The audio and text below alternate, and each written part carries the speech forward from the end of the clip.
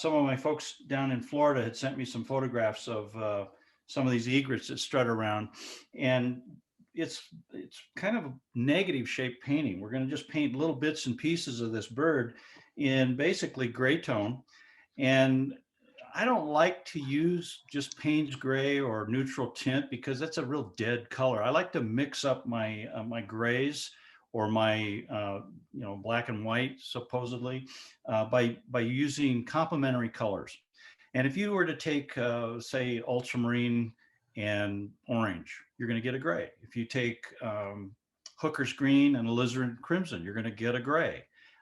If you take violet and yellow, you're going to get a gray, because these are complementary colors across from each other on the color wheel. And I always find that the ultramarine takes things down the darkest, the quickest. So if you warm it up with a little bit of orange, you're going to get a really nice rich dark. And by introducing the opposite color on the color wheel, your so-called black or dark grays are much more lively. They're not dead. And if you were to take your brush and you drop it into, say, a neutral tint, and you get a charge of neutral tint or Payne's gray on your brush, and you paint on your paper with that, when the water evaporates and dries, the paint that's left behind is a very dull, dead color. It's just a flat gray with no life in it at all. The reason we use Payne's gray or neutral tint is to supplement some other hue to bring it down into a more neutral or grayed down version. For instance, if you were to take cobalt blue and you add a little bit of neutral tint or Payne's gray, you're going to get something that's more reminiscent of stainless steel, a steel gray, a steel blue. So there's a purpose in having something like neutral tint or Payne's gray. Both of them are kind of a neutral gray. But at any rate, I'm going to start off with the egret, and then we're going to switch over to some colorful Goony birds, I like to call them. They're kind of funny looking birds, but I've used a lot of color on it. If any of you need a little bit of time, if you don't have your stuff drawn out, Lois, if you could spotlight the painting surface. I've got a drawing here of my egret. Are we? Yep, your spotlight, your spotlit. I was the one that wasn't spotlighted. If you go to, I think the speaker view, you get a better view of this. See if I can get that squared up for you. There's the pencil drawing. I usually don't like to draw this hard, but I find that on Zoom, if you can see the pencil lines a little better, it helps you understand what we're going to be doing. But this is where we're going to go first. And here's kind of the version of what I'm thinking of doing for the first one. And for those of you who don't have your zebra drawn yet, if you're kind of in a panic mode and you want to get it drawn, here's what my drawing looks like for the zebra at this point. I've kind of given myself a few little guidelines of where some of the stripes might be, but it's really more about getting the outline defined of the head, the ears, the neck, the shoulder, and the back. And the rest of it just falls in place. But I'm going to set this aside for the moment, and we're going to start with the egret and have a little fun. Now, I want to take one of my brushes and just get a, let's see, I'm going to just use a round brush. You can see the brush I'm holding here. It's just a medium-sized round.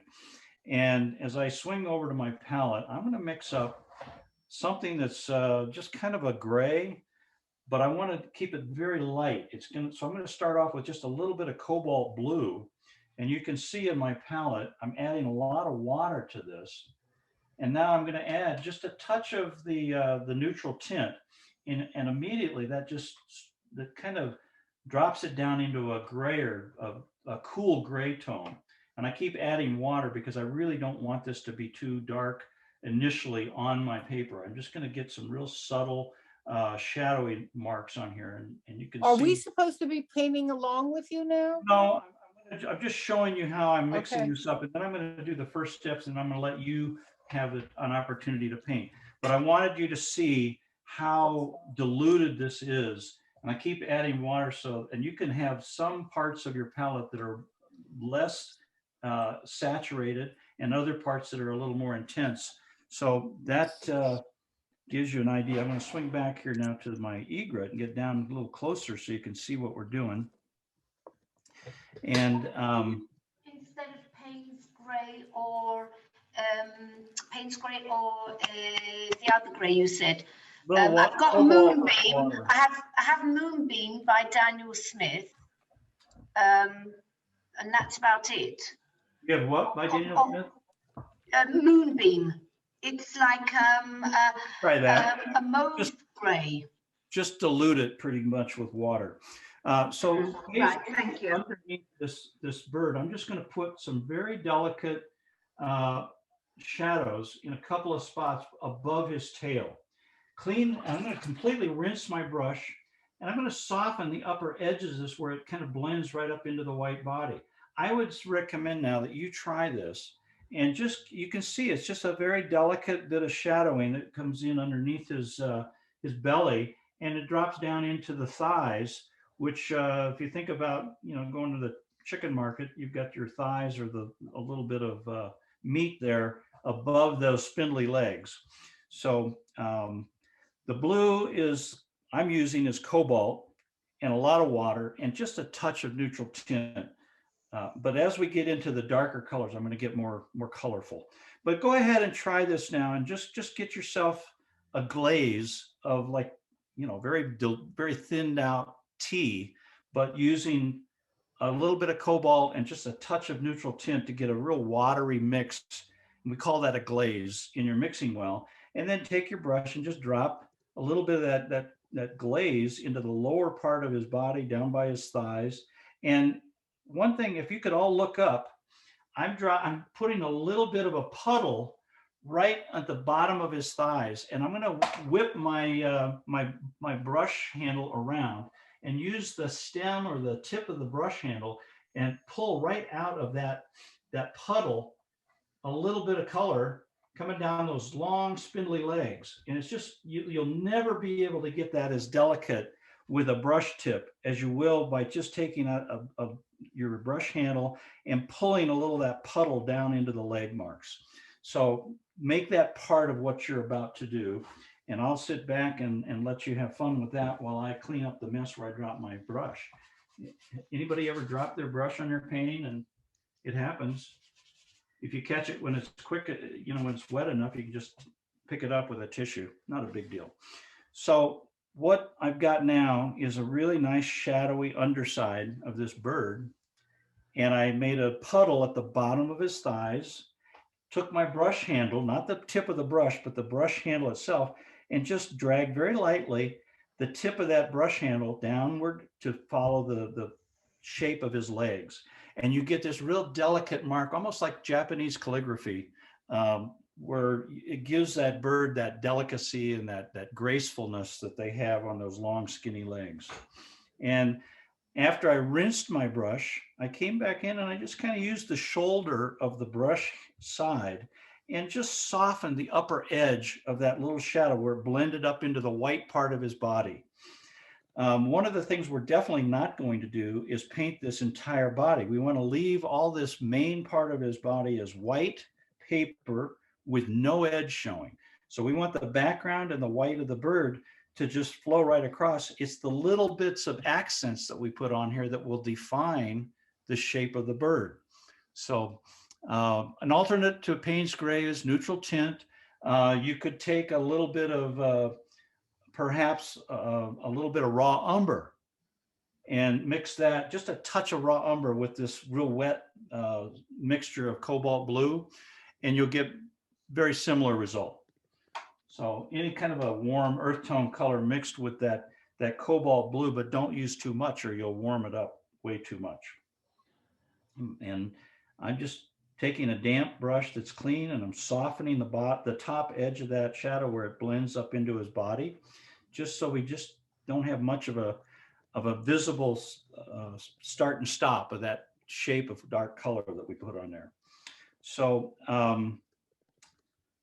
I can't read what Liz, Lois, what did Liz just say? I have struggled in the past with what? With thin brush strokes and the tip to use the other end of the brush is so simple and so good. So she's saying, thank you for that tip. Oh yeah, it's just, I think a lot of us think that we can use the tip of our brush for everything. And we tend to draw with the tip of our brush. and it makes big fat kind of ungraceful lines because we can't really control what the tip of our brush does because we don't always have a consistent amount of water on our brush or dryness on our brush. Whereas if you can just make a wet puddle and you want to have a little edge of a tree or you want to have an edge of a tip of a fence post, just use your brush handle to pull away from that puddle and you will create a really delicate edge that comes out of that shape. And you can use it in a multitude of different applications, but it's a great way to enhance a painting and add a nice feature to it. Okay, now that everybody's got that going, I want to talk a little bit about mixing up some darker darks. This bird has basically black and white, but there's ranges within that black and white as shown by the shadow on the underside of his white body. But let's talk a little bit about his tail. We're going to make a dark gray tail that almost borders on black, but look at the stringy feathers that come down off of his tail feathers. We're going to use the same technique as we build up a little puddle down here on the lower part of his tail and use that brush handle to pull those puddles down to make real delicate little tips of the feather on the ends of his tail feathers. So I'm going to go, I'll set this aside and pull my palette over here so you can see what we're doing. And I'm going to mix up some darks. I'm going to take some ultramarine. See how saturated that is? That's just really intense. That's way too intense for what our purposes are. So rather than leave it that raw and dark blue, I'm going to add a little bit of orange to that. And all of a sudden it's starting to go black, but it's got a warmth to it.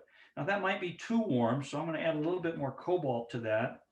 And now I have a pretty nice rich gray. I'm going to run my finger through it. It's pretty dry. It's not all that wet. So the colors don't all flow back and forth. I'm going to grab a little water out of the other colors here in my palette and just mix this up so it flows off my brush. I'm going to come back to my painting here, and I'm going to just start kind of dropping in some of these darks in a couple spots up around the edges. And now I'm going to rinse my brush again and push up towards those dark deposits of paint. And the water grabs that pigment and it starts pulling it into the rest of the tail area. And we get a variety of values because there's different amounts of water within this puddle. I'm going to go back and get a little bit more cobalt blue and mix that with my kind of brownish tint.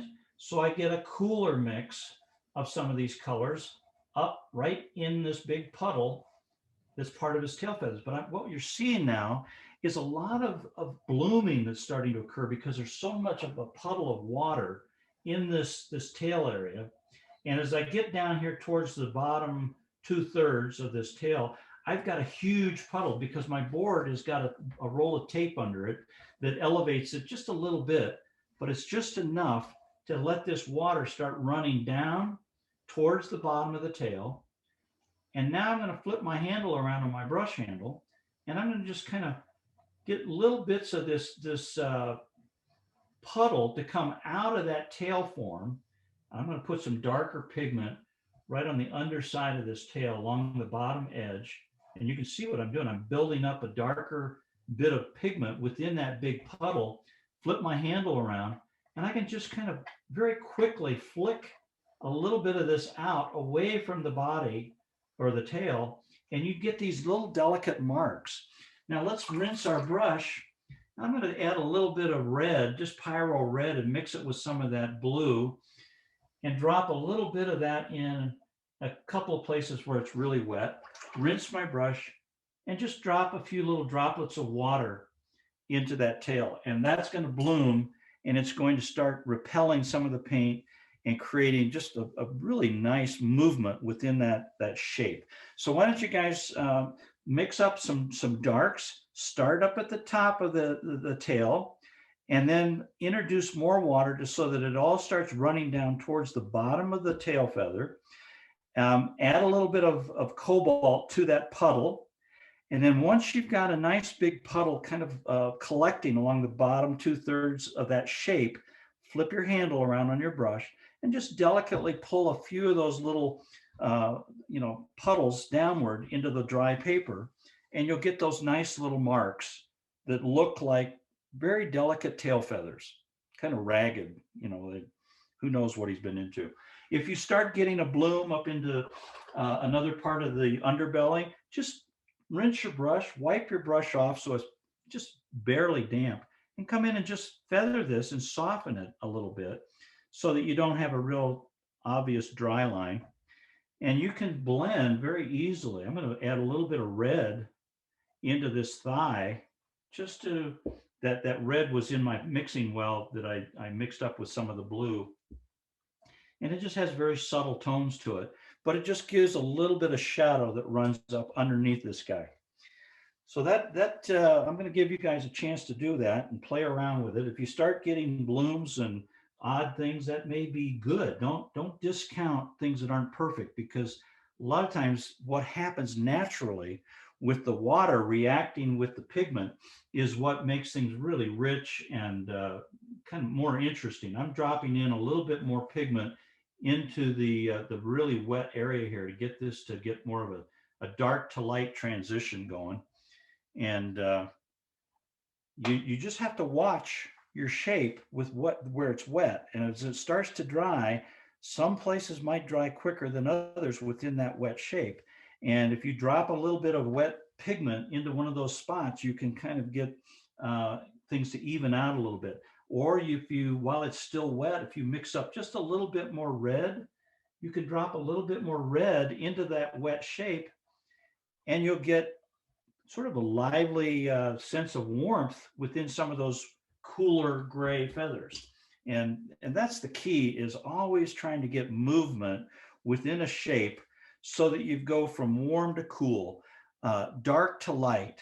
And when the water moves that pigment around naturally, it creates these amazing transitions that are just glowing in intensity. So I think that's working pretty well. I'm looking, if you see that you've got a really big puddle of water still at the bottom of the tail feathers, use the tip of your brush that's slightly dry and just wick it up. If you try and touch that with a tissue, you will lift all that paint. But if you just touch one really wet area with the tip of your brush, it wicks that up, and you can literally just wipe it off on a rag, and you have gone back to making sure that this entire shape dries evenly. What happens is if you have a big puddle down on the end of the tail feather, and that puddle sits there and the rest of the shape starts to dry, that puddle will start leaching all the color out of everything else that you just did. So it's always good to, watch your painting, evaluate, decide, is it too wet? Is it too dry? Is it not drying evenly?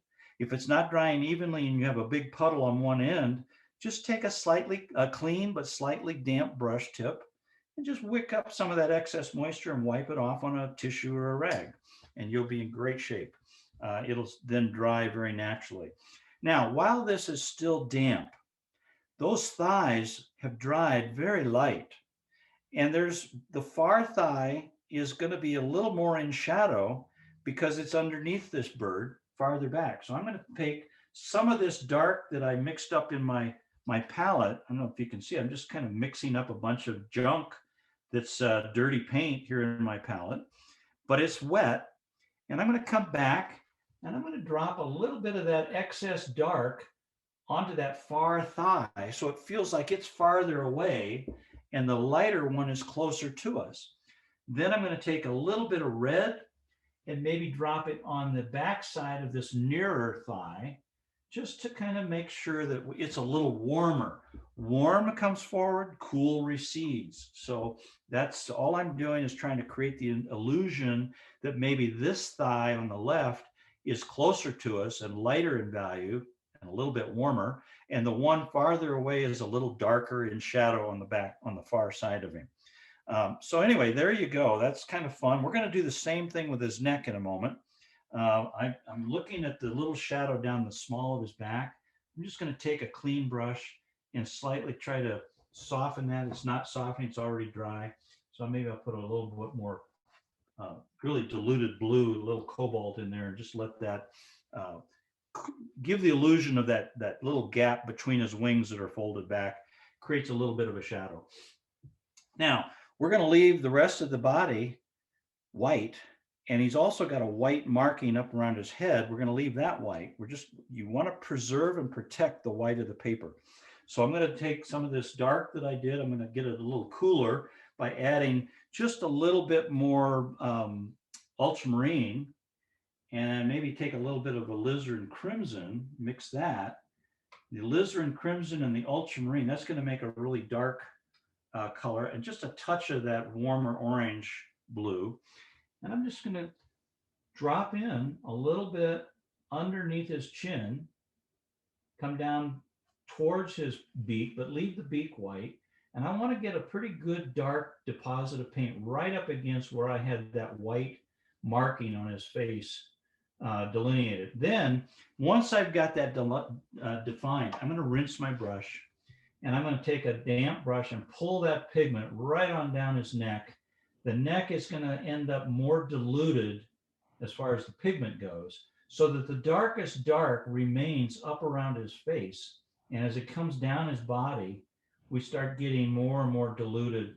And it's still a puddle, so I'm going to take a little bit of the red that I had mixed up here with the blue and drop a little bit of that in a couple spots, so that he has variety in the intensity going up and down his neck. Randy, so go ahead and do that. could you go back to the color just under his chin, please? Yeah, I just mixed up a little bit of the ultramarine blue and a little bit of alizarin crimson. Thank you. And it made a really nice dark violet. But then while that, here, I'm going to swing my camera over. While I had that dark mixed, I touched a little bit of this orange and blue and dropped that in there. So it really darkened it quite a bit, even though it's very wet. And then I came back and I just really put the darkest dark right up underneath that marking, so that I have a nice defined edge that transitions between the white on the side of his face and the start going down his neck that's dark. And I can drop in little bits and pieces of this darker pigment in a couple of spots, because that shape is wet.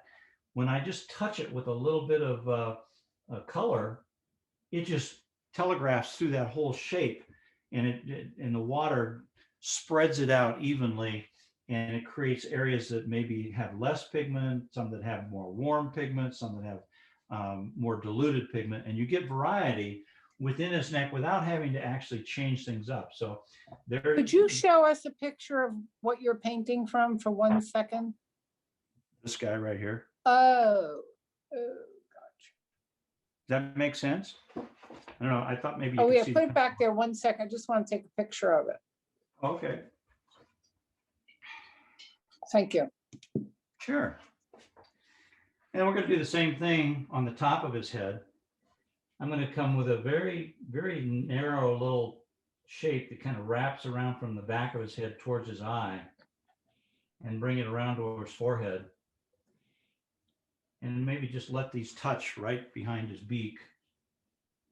And then I'm going to take that little bit of pigment that's on the neck, and I took my brush handle and I just dragged it along the underside of his beak, and I just stopped right there. So you can go ahead and do that. And you can see how fast this goes. I mean, this guy's almost completely done.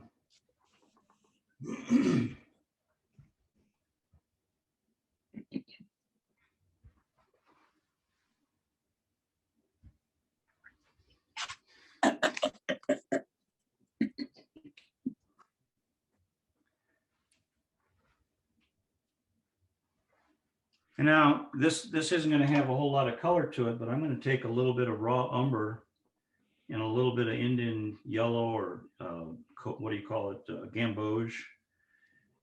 And I'm just going to touch a little, whoa, drop my brush. I'm going to just put a little on the top part of his beak, out on the end. And it just warms up the end of that beak a little bit. It's very almost imperceptible, but it defines that shape and still leaves a negative shape going back towards his head. And I think that helps us see that. I'm going to actually take a little bit of the yellow, like gamboge, and just drop a little bit of that right into where his eye is. And then if everybody's had their tail feathers diluted as much as I did, now that it's starting to dry, it looks pretty mid-tone. It doesn't have a lot of dark to it. So I'm going to take some of this blue that I mixed up for his neck, a little darker, a little bit of alizarin crimson added to that ultramarine blue. And I'm going to come right down between his, the small of his back and just add a little bit of dark in there and then just soften the back edge of that. And then put a little bit of the orange and the blue, maybe down in here. Just a couple of dots with my brush, and then just soften the edges so it blends into that neutral mid-tone. And you can see how that just popped that little bit of color, that dark on his body. And we'll take a little bit of the same thing that we just put on his tail. I'm going to put just a little bit on his elbows. Clean and rinse my brush completely, and then just touch the top edge of that dark dot on his elbow and drag a little bit of it down into the lower part of his leg. And that's about it. At this point, you can enhance it with a little bit of splatter or whatever, but we're going to move on to the next series. Randy, someone's asking if they want to add background. What would you suggest?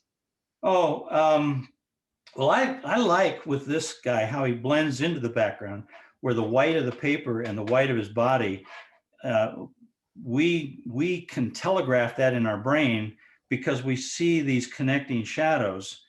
And if we were to put a background in here and really define this edge, I think we're maybe saying or showing too much. But what I would do is perhaps take a really diluted bit of cobalt or turquoise, something like that, and maybe come back in and just, I want to get it wetter, really wet, and just maybe come in right above here and just kind of throw a little bit of background away from the bird.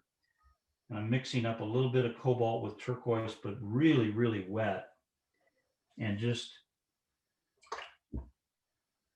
flicking my brush away from the bird just to get a little bit of background. And then just take water and kind of drip it on there, maybe with a small brush. What's that? Someone's asking what you did for the beak. So when you, I took my brush handle, and while his chin was still wet, I dragged a little bit on the underside of his beak. And then once that had dried, I picked up a little bit of raw umber and just touched the upper part of his.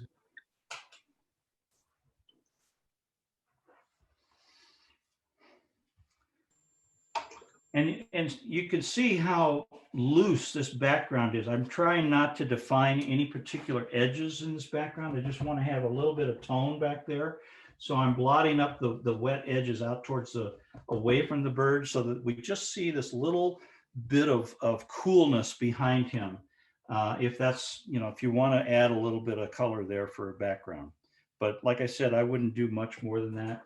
And at this point, once this all dries, I take an eraser and I make sure I erase everything around the separation of his belly or chest and the outline, so that we just see the darks, and that's all we see of that bird. But it makes it kind of a fun little painting.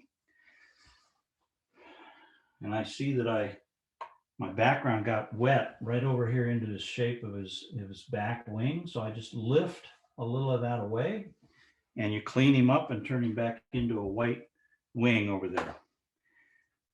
So that's Could we do kind of something for the eye in particular? You can use any color you want. I happen to use a little bit of the gamboge, but you don't really see much. It's there.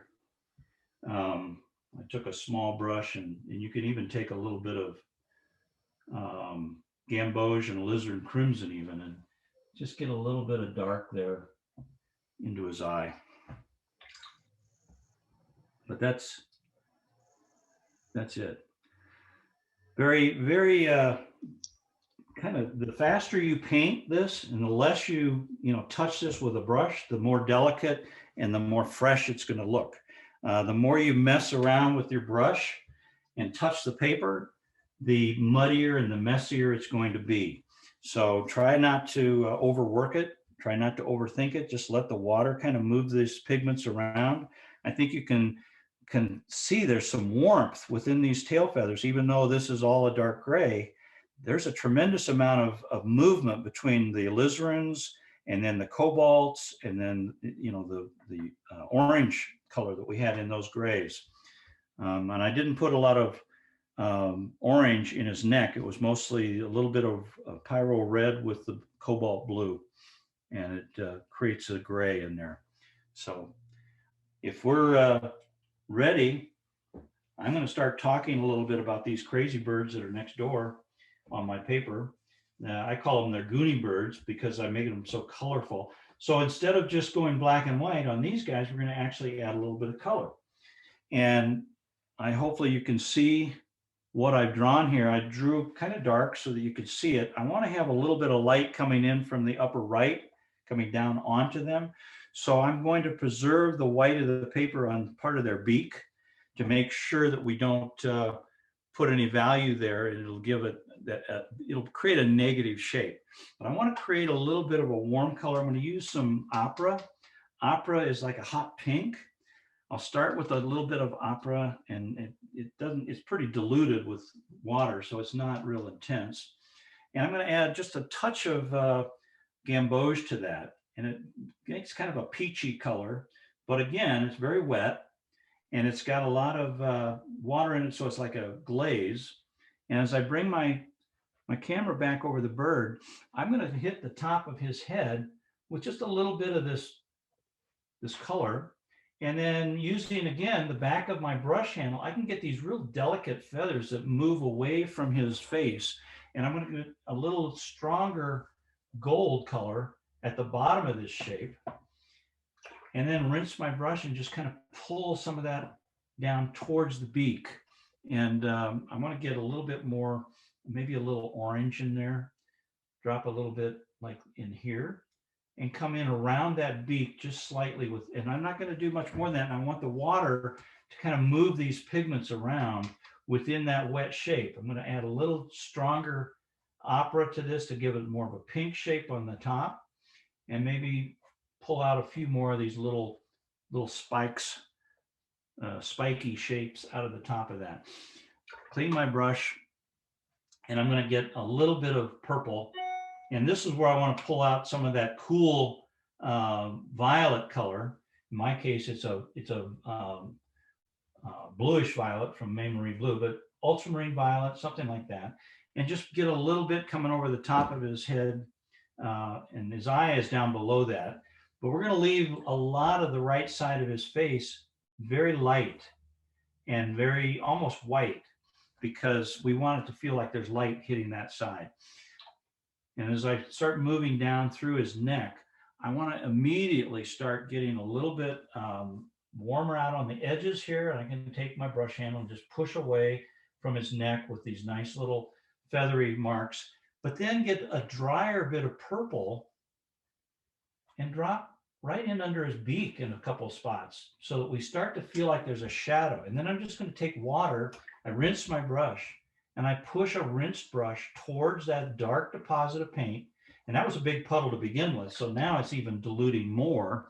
And I can take some pink and push that in next to it, and you start getting this gradation from a warm pink to a cool purple, and you start seeing transitions where the shadowy side would be.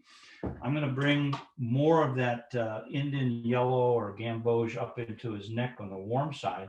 And I'm using this value to come in behind the beak of the guy that's closest to us, so I can create a negative shape out of that beak. And I'm going to stop here and let you do this, but I had to do this all kind of at the same time because we want that puddle of water to move all these different colors around. We want to be able to drop in different purples, pinks, tangerine colors with the gamboge and the pink. And it just makes it really kind of pretty. I'm going to take a little bit of alizarin crimson, which is a richer, redder color, and drop that down at the bottom of this shape that I've just created. I'm going to rinse my brush real well and just kind of soften all of that and let a real thin a bit of paint start moving down instead of having a real hard line where it all dries, because this will dry before I get on to the next step while I wait for you guys to paint a little bit here. But you see how I left his beak as a negative shape, so we start to see that. And I'll come back in and paint a little bit more on that beak in a moment, but I want to let that dry so I preserve that negative shape. And I have to put darks underneath it in order for us to see that. So that's kind of what I'm doing. I'm going to add a little bit of dark right on the underside with a little bit of cobalt added to that purple. And you can see how the warmer colors that were in there initially are remaining warm. I can even take my brush that's clean and drop a little bit of water, just real, clean water right into his neck and create some blooms within his neck that start repelling the pigment, and you'll get even more texture to appear. And we'll continue adding color as we move down his neck and try different things. But go ahead and play with that and get a little color in there.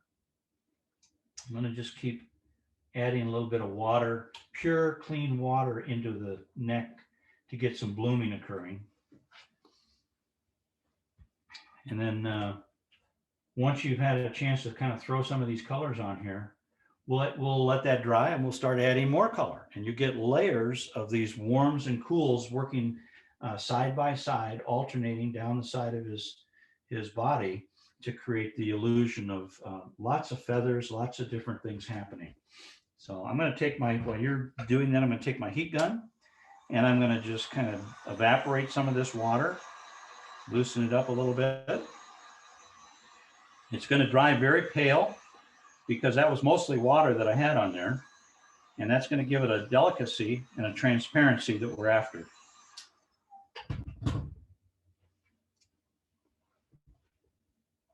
And now that this is starting to dry under his throat, it's a very transparent mid-tone, and we can come in with some other colors now when you're ready and warm that up a little bit. But we had to let this dry first before we could do it. You know what happens if you put a warm color on top of a cool color while it's still wet? It's going to turn to mud. And we want this to be very transparent and bright and brilliant. So we want to try to make sure we dry this. And if you've got a hair dryer, don't be afraid to use it. Your microphone is muted.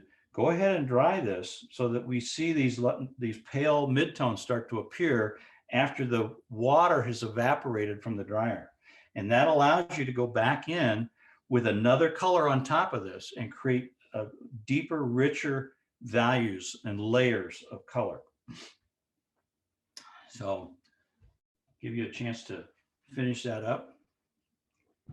And I want to bring a little bit of warmth down his face and over his beak next. I'm probably going to take a little bit of this Gambosian pink and bring a little bit of it over the left side of his beak so that it feels like part of his beak, even though it's lighter and a negative shape, will be in shadow. So I'm going to do that next, but I'm going to wait until you guys are caught up. So hopefully everybody's moving through this and not trying to be too literal. Just throw some water on there, then clean your brush, get another color, throw a little bit of water in there. And then once you've got those dark colors on there, rinse your brush really well, and then drop just a few little droplets of water into those really dark, rich pigments, and you'll start to get even more diluted and blooms occurring for texture. And then once you've reached that point down about that far down his neck, get your hair dryer and dry everything so that you've got a nice surface like regular dry paper to paint on. We can go back in and put another layer on. So I'm going to, I think I mentioned I'm going to mix up a little bit of my gamboge that I already had here. Mix a little bit of the pink with that. Get a little more pink on there, the opera, and mix it with a little bit of the gamboge. So you can see what's happening. It turns into kind of a nice tangerine color. Come back, and I'm going to come right down the side of his face and a little bit over the part of his beak. And we'll just soften that as it moves into the other side of his face. I'm going to take a little bit of pyro red, maybe drop that into the wet area. Sometimes it may or may not move, so you just have to kind of play with it a little bit. But that red is a lot brighter than the pink. And I just touched a little bit of it in the damp area. Down lower on his neck, while we're letting that dry, first of all, I'm going to clean up his beak here along the ridge. I want to get a very cool yellow, like a cadmium yellow light or lemon yellow, not a gamboge or not a Indian yellow, but a really bright, cool yellow. Here's what it looks like, so you can see it. It's much lighter than the gamboge or the Indian yellow.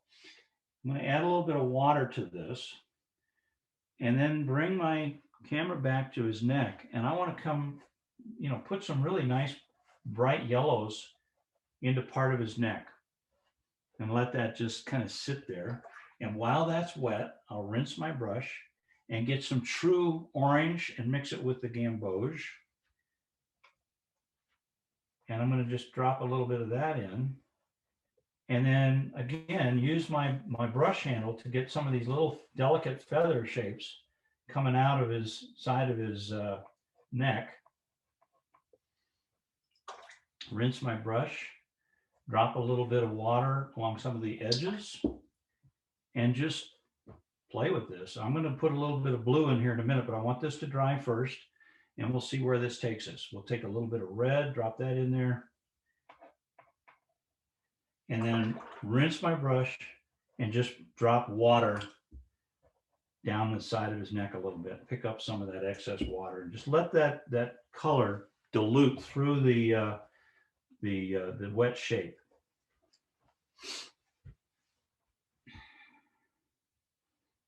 And we'll let that dry. And while we're letting that dry, I want you to think about getting a little bit of just pure saturated cobalt blue. And this is in full circus saturation. When I say cobalt undiluted, it's a pretty bright color. So you can see I'm taking a nice cobalt blue, and I want to just come right up underneath this other guy's beak on his neck and just add a little bit of blue here and there, and then down a little bit lower,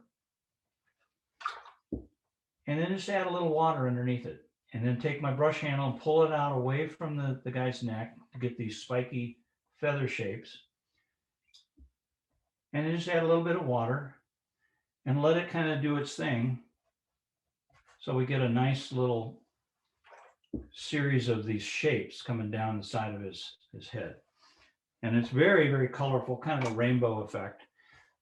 These are a little more intense than what we're going to do with the zebra, but it's just kind of fun to see all these colors interacting in the wet shapes. And we can do the same thing with the guy next to us on the right, but I'm going to hold off on that for just a second.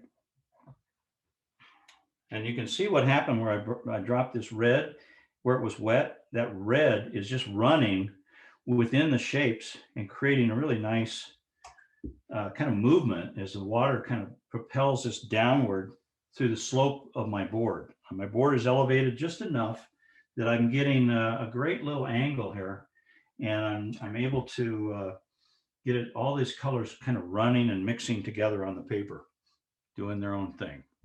I want to get a little brighter orange maybe in here, just right above that blue. There we go. Blue and the orange make a nice mix. I think, yeah, I like what's happening. You can even take a squirt bottle and just squirt the bottom of this a little bit and let that run right into the white paper. It turns very, very transparent as it runs downhill. And you can start to see how you go from this fairly intense painting we've got of the bird's head. As it moves down towards the bottom of the paper, it gets lighter and lighter, more and more transparent, less and less defined, and we just start to lose definition altogether. So it's a kind of a vignette as we move up the side of his body. I'm going to add just a touch of stronger purple up in here. It's still wet, so I can add just a couple of spots of purple within that damp area, and it immediately starts feathering out because the shape was wet, but it's a darker purple compared to the very transparent purple that was there initially. And I'm going to paint the bird next to it on the right next. How did I do the bottom? Just a reminder, I took a little spritz bottle, a bottle that sprays water in a very fine mist, and I just took about half a squirt, and it just picked up that pigment that was down at the bottom, and it started running downhill towards the bottom of the page. And with that little bit of mist that hits that water, I haven't touched it with a brush. The mist picks up that pigment off the surface of the paper and transports it downward across the surface, and it just dilutes it so much that it literally becomes absolutely transparent.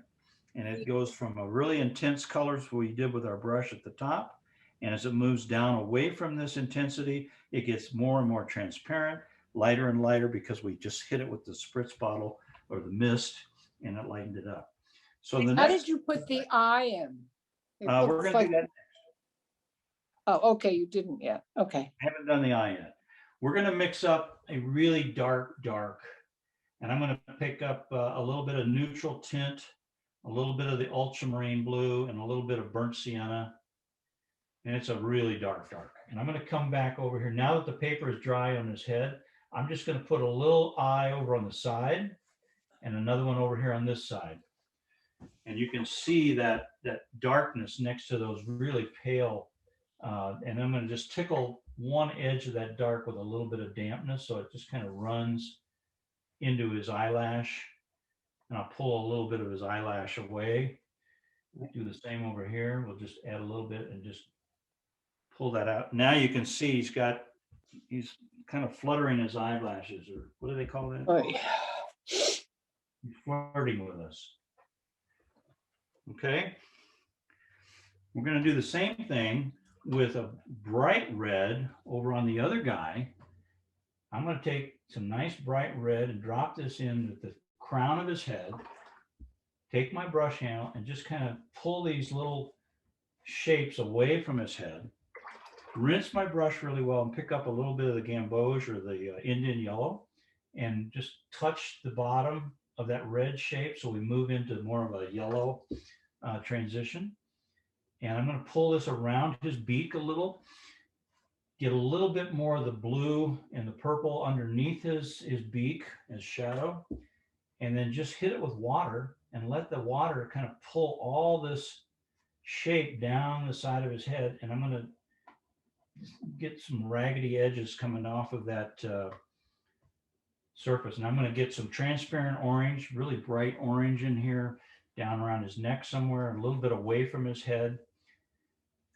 Clean my brush and maybe add a little bit of cobalt up on, you can see how bright and saturated that cobalt is. It's just really intense, but that's what we want. We want to have this guy closer to us. He's going to be a little more defined.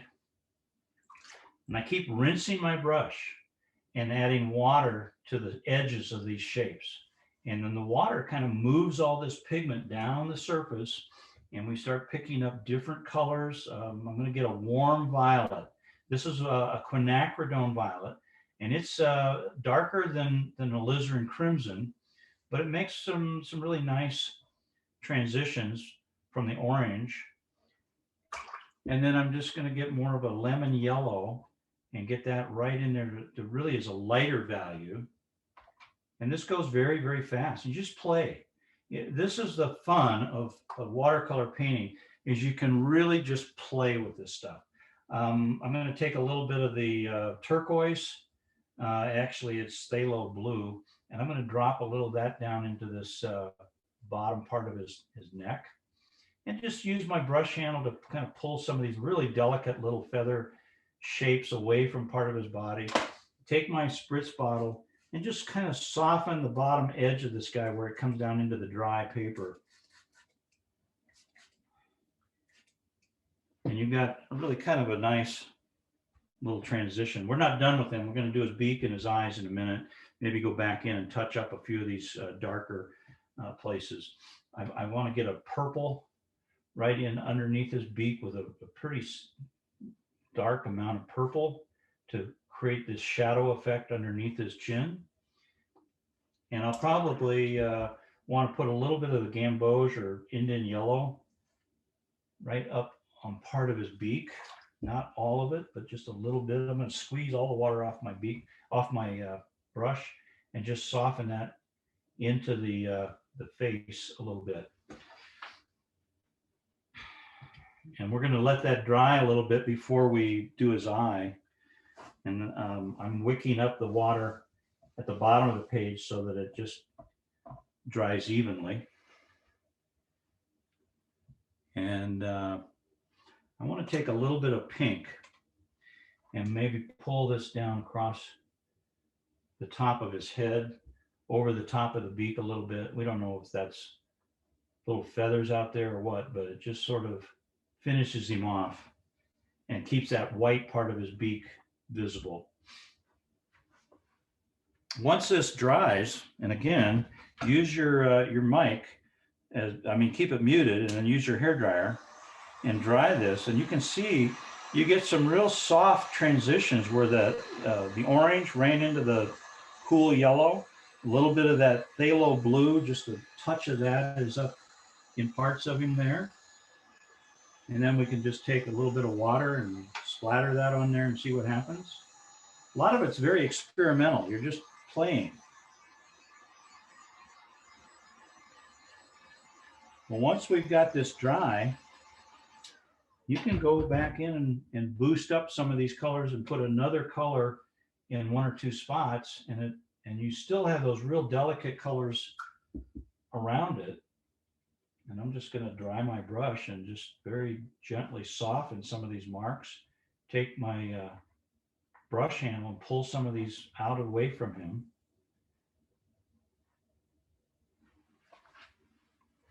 And then you can take a rigger. Where's my rigger? Headed here. And I'm going to get a little pyro red.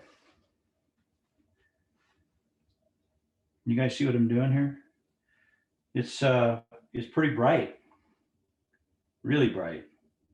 And it's pretty wet on the end of my rigger. And then as I back up my camera, I can take this and just kind of splatter this painting. Parts of the painting are a little bit wet. And I can rinse that off and get a little bit of purple. And maybe put a few little purple marks on here.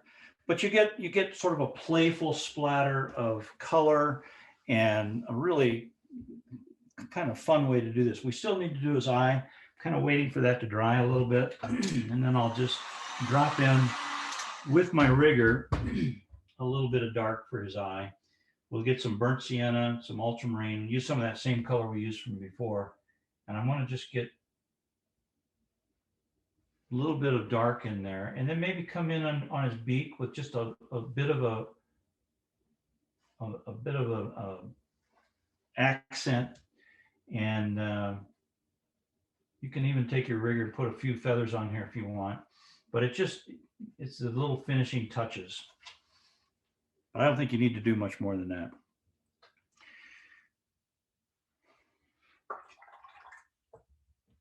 All right, we're about an hour in, and I want to let you have a chance to kind of finish this up before we go on to the zebra. Maybe take a little break here in a bit, but I want everybody to have a chance to really be happy with what you've come up with.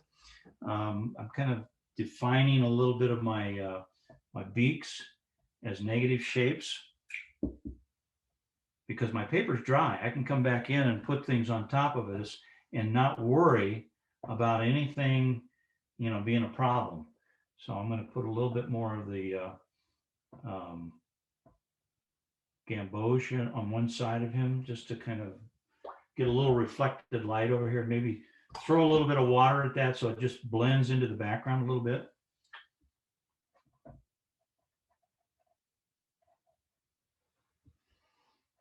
Towards the egret.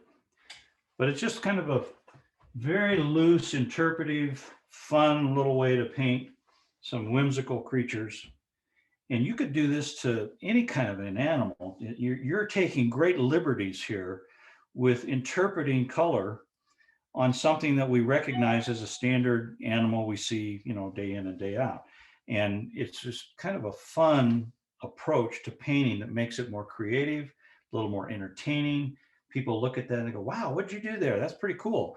And you can take great pride in the fact that you took liberties as an artist and designed your painting to be fun and whimsical. So that's the direction I hope everybody can go with this, to get introduce the fun element to what you're doing. Because if we're not having fun, what's the point?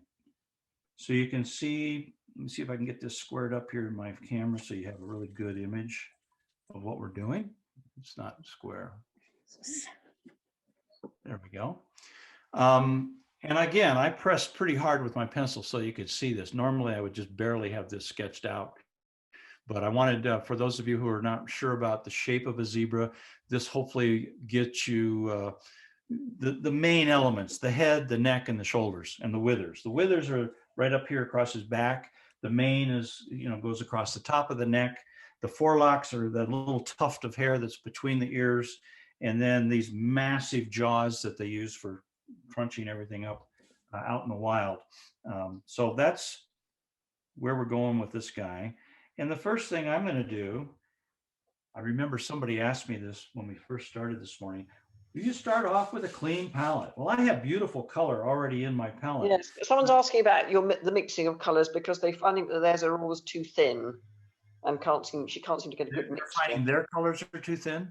Yeah, their colours, yeah. Okay, here's first thing first. I'm going to squirt my mixing well, and I'm going to take a tissue and I'm going to get rid of all that color because I want to come in very delicate and very light value with some of my shadowing that I'm laying down first. This guy is going to have some very delicate, transparent, subtle shadows in his neck, behind his head. And if I have all those dark colors in my mixing well, I'm never going to be able to achieve my goal. So I have to start fresh, and then I'll take maybe a round again, and I'll get a little bit of cobalt and just throw some water on here. And I'm scooping up water from my water container and just in my brush and just tossing it down on top this mixture of blue. And I'm going to add just a touch of opera pink. Any cool pinkish magenta will do, but you don't want much, just enough to somewhat neutralize the rawness of that blue. And again, I want this pretty wet. It's a glaze. It's just a bunch of tinted water. So now I come back to our friend here. I'm going to move this guy over so you can see what I'm doing. And he's got his face is more or less kind of looking towards us. Well, that means he's bending his neck a little bit. And right behind his head, he's going to have a little bit of a shadow. So I'm going to come in and define part of his head just by simply dropping in some very, very delicate, cool blue. And rather than have a hard edge out here to the right, I rinse my brush completely, and I just kind of feather this blue away as it moves away from his jaw. And I can leave a little more intense blue now that this shape is wet. That's too much. So rather than worry about it, I just rinse my brush and I pick a lot of that up with the tip of my brush. And I can dilute that and feather it through his neck. And I'm just laying down an underpainting of tone just behind his head that's turned towards us. I'm going to stop there. I would like you to do that. Don't go too far into his neck because we want to introduce other colors. We also want to have a little highlight where the sun is actually catching the muscles down the side of his neck. So just put a little bit of this glaze of cobalt with a little bit of pink in it right behind his jaw. And I'm going to add just a touch of pink down on the underside here, just a little bit. And that was already wet. You can see it's just spreading out. But I'll take my brush and kind of feather that out so it changes color from a cool blue up here to this warmer pinkish blue down below. And we're just going to we're going to stop right there and let you do the same thing. I want you to mix up a really wet, glazed, thinned out mixture of tinted water that has a little bit of cobalt and a touch of maybe pink in it. The reason we put the pink in is just to neutralize the blue so it isn't so bright. And we're just basically creating tinted water. And I'm going to put a little even lighter version of this right to the left side of his right ear, underneath his forelock on his head. And I take a clean brush that I've rinsed, and I push some of that diluted water right up to that edge of the blue. So it's pushed up underneath his forelock, because that ear and the forelock are creating a little bit of a shadow on his face. And we'll leave that. And if that dries, that's fine. We don't worry about it. So I'm going to, the water where I diluted this, pulled the pigment out to the edge of where it was wet, and it started to leave a dry line there. When that happens, just take a brush, dampen it again so you eliminate that dry line, and take a little bit of tissue and just wick up around the outer edge of that wet mark so it doesn't leave a little dry line, but it gives you a nice transition. So if everybody is kind of happy with where they're going with that, I'm going to actually get a little bit more blue right in the white part of his neck. It's still wet, so if I drop a little bit more blue in there, it just gets a little more saturated, a little more colorful. And again, remember, this is really wet. So what happens when it dries? It's going to be 50% lighter than what it's showing right now. So it looks intense, but it's not. As we let that dry, the next thing we're going to go on to is we're going to change color, and we're going to get a lemon yellow or a cool yellow. And I don't want it mixing with the blue in my mixing well. So I'm going to make a little spot on my mixing well that's just for the yellow. And I'm going to mix up a little bit of my yellow over here in a dry corner of my mixing well, and add water to that so it's diluted. But it's a cool yellow. It's not an orangey yellow. It's a very cool yellow. And I'm going to come back to his face now. And let's see if I can get this mount to firm up a little bit. There we go. That's not working. All right. Are we focused? Yeah. And I want to come down the side of his face just with a little bit of yellow. And I'm just going to put a couple of places with a little yellow in his face, maybe out on the tips of his ears a little bit. And then I'm going to rinse my brush and dilute that so it doesn't really look like it's in any one place. It just has a little warmer yellow across his the bridge of his nose, kind of I forget what that's called, but right down the tip of his nose. And we'll let that dry. Okay.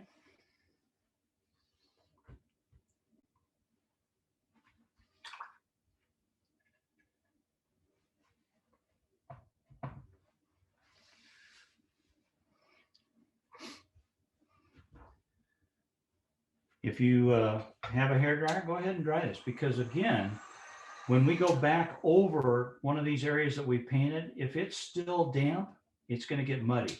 But if we dry it thoroughly, it'll be layer upon layer of very transparent, beautiful, glowing color.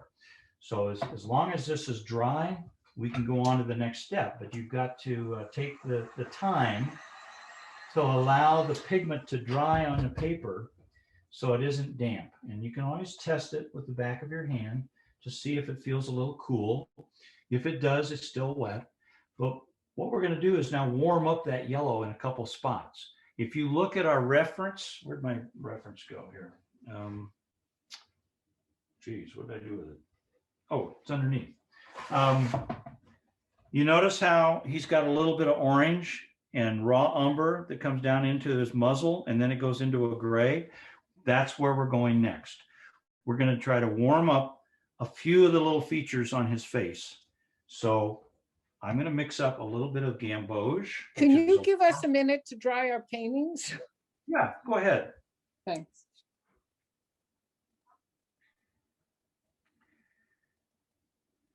And while you're doing that, I'm going to show you, I'm mixing up just a touch of orange and a touch of gamboge, which is an Indian yellow, and creating just a really nice, warm, earthy, transparent, warm yellow, Indian yellow. So we'll be taking that back to his head in a moment. But go ahead and get everything dry so we're able to come in around his muzzle and beneath his left ear, or the ear on his left side.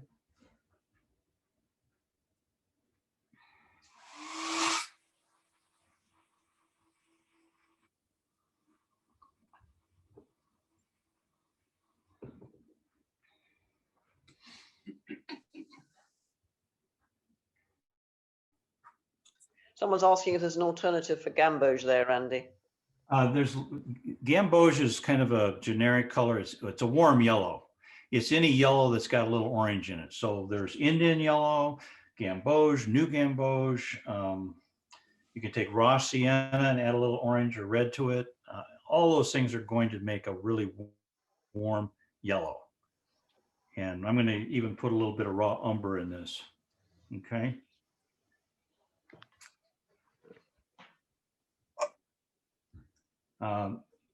What did Anna ask about the color combination? So I can recap that. Can you read or chat?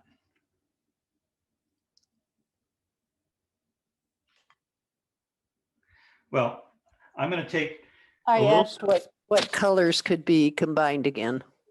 I was just a little bit of orange and either yellow ochre or Indian yellow or gamboge. Any of those colors are going to create something that looks like this. It's not, I'm not mixing up a lot of it, but it's a warmer yellow. It's got a little bit more on the orange side.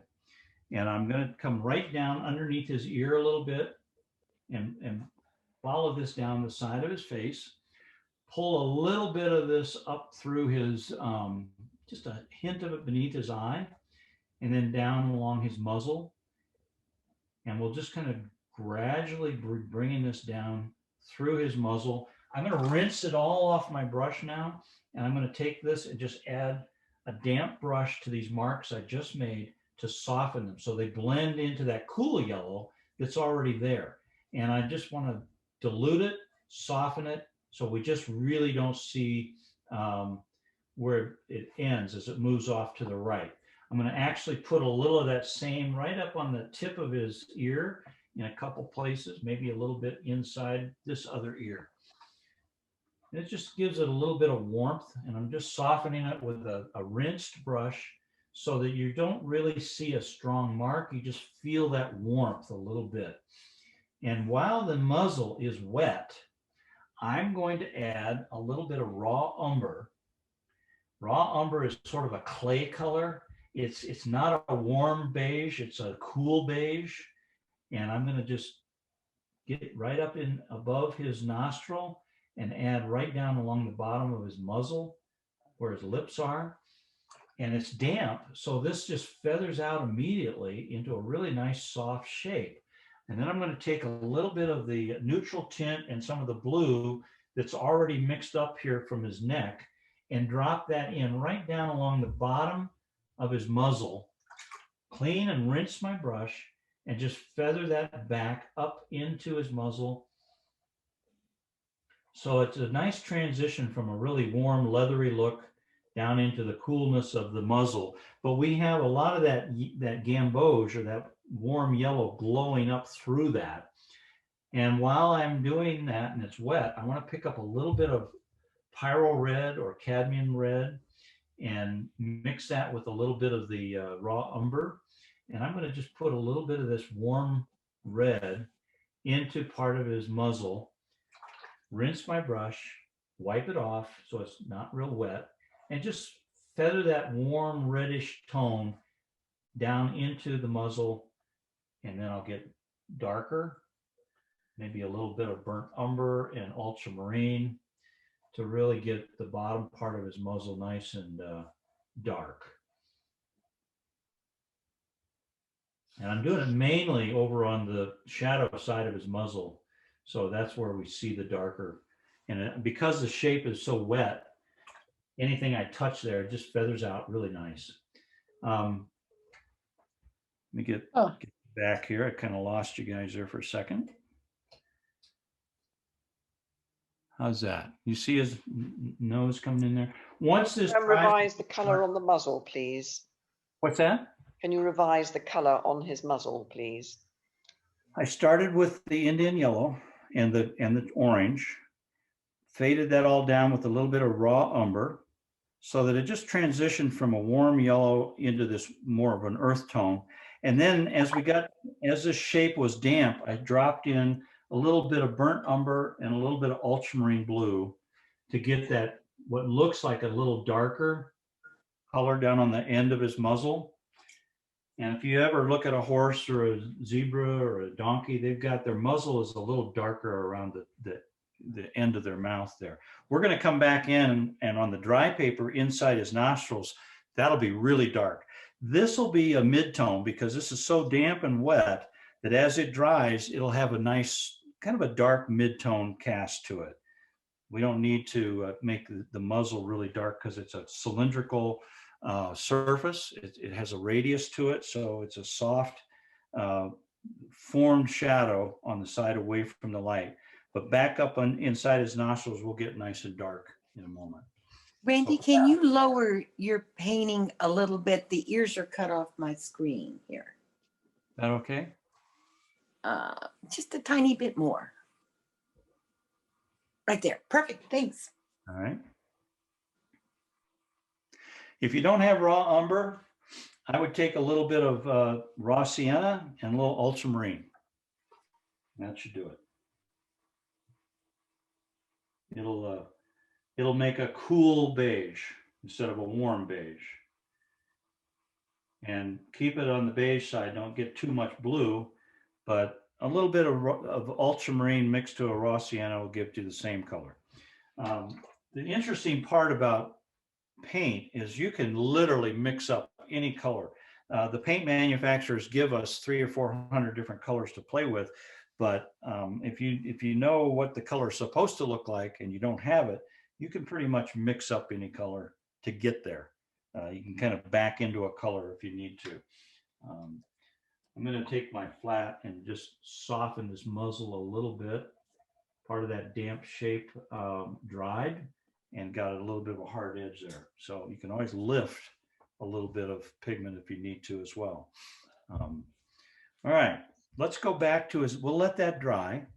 And now that I look at that, I think I'm going to add just a touch more red to this shape right up in here, just to give him a little more warmth out on the end of his nose. Any of you folks that do portrait painting, you know that some of the extremities, if you warm them up with a little more pink or red, it tends to make them feel like they're coming towards us more, projecting out away from the body. That's just an illusion that we're able to accomplish with that warmth. But I'm going to come back now and define the negative shape of his ear. And we're going to get a little darker, and I'm going to use cobalt. And I want to get a little bit of this on my wrong brush. Hold on, I got to get a different brush. I'm just using my round brush, and I'm going to poke this darker pigment in and around the ear shape and come down to the bottom of the mane. And I'm not going to do much. I'm just going to leave that there and then rinse my brush off completely, wipe most of the moisture off, and then just tickle the back edge of those marks that I just put down. And all of a sudden that blue dilutes and it starts feathering back down the length of his mane. And we've just basically defined the ear as a negative shape. You see how that dark just defines that really nicely? And I can take some of that red that we just mixed up for his muzzle, and I can drop a little bit of that into that damp area and pull some of that red away from the edge of the blue. And it just neutralizes it, softens it so it isn't quite so bright, but it does give us a nice soft transition from the negative shape of the ear that's in the shadow behind it as we come down the length of his mane. And I'm not going to do the whole mane. Cobalt, Say again? color blue. What color blue was that? Cobalt. Okay, thanks. Cobalt is kind of a go-to color because it's so pure that you can mix any color with it and it just doesn't hurt it. But if you start with, say, cerulean or phthalo or manganese or ultramarine, they have so much warmth to them that you can really mess up. Whereas the cobalt stays a pretty pure blue and it works as a friend to you. I'm going to soften the bottom edge of this mane and pull it down into his neck a little bit behind his forehead. just so we can kind of see that. And I'm going to pull some of that green, some of that blue from his mane right up underneath his ear a little bit, just to define and reestablish the shadow underneath his forelock, which we had already done, but it dried so light that I'm just punching it up a little bit, punching his ticket. Now I'm going to take, while this is still wet, I'm going to take a little bit of pink, and I'm going to come out here on the end of this mane, take my brush handle and see if I can't pull some of these up out of that damp area. And I'm going to push a little bit more of the blue in there as well, out on the tips. And then I can use the brush handle to create some spiky little jagged edges on part of his mane, rinse my brush, and just soften. Goes like that. It doesn't work with me the way that he Again? does it. I missed that. Anyway, while we're letting that dry, we're going to use the same blue that we just used, and I'm going to put a little bit of this into the shadow side of his forelock. And I want to add a little bit of water so I get a puddle. And I'll do the same thing here. I'll just bring some spikes out of that. And then I'll clean and rinse my brush and just soften this forelock back towards his ear so it gets lighter and lighter as it tucks in behind the ear. And I want to add just a little bit of pink to that as it comes in underneath the ear or behind the ear a little bit. And that pink starts bleeding up into the blue wet shape and transitioning. And maybe I need a little bit more of something up here on the top. So I'll add some darker blue and maybe a couple more spikes. And we'll leave that. We'll just let that kind of dry and see what it does. I kind of like that. So I used a little bit of ultramarine, just a touch of it in that wet shape to give me a darker value. And I can bring some of that back next to his ear. There we go. All right. Let's go ahead and get his mane done, his forelock done. And I want to come back into the little holes in his ear where it goes down into his ear channel. We're going to get a little bit of orange and maybe some raw umber, and just drop a little bit of that into some of the little space there. And then clean your brush completely and pick up just a touch of ultramarine and drop into a couple of these little wet shapes where the orange is. So it creates a little darker recess that goes back inside around the fuzzy part of his ears. I'm not trying to paint it too carefully. I'm just touching a few places and then softening some of these marks where it transitions into the fur of his ear, so it gets softer. And I'll do the same. I'm pull a little bit of damp brush tip towards some of that deposit of paint in a couple of spots, just so it softens it.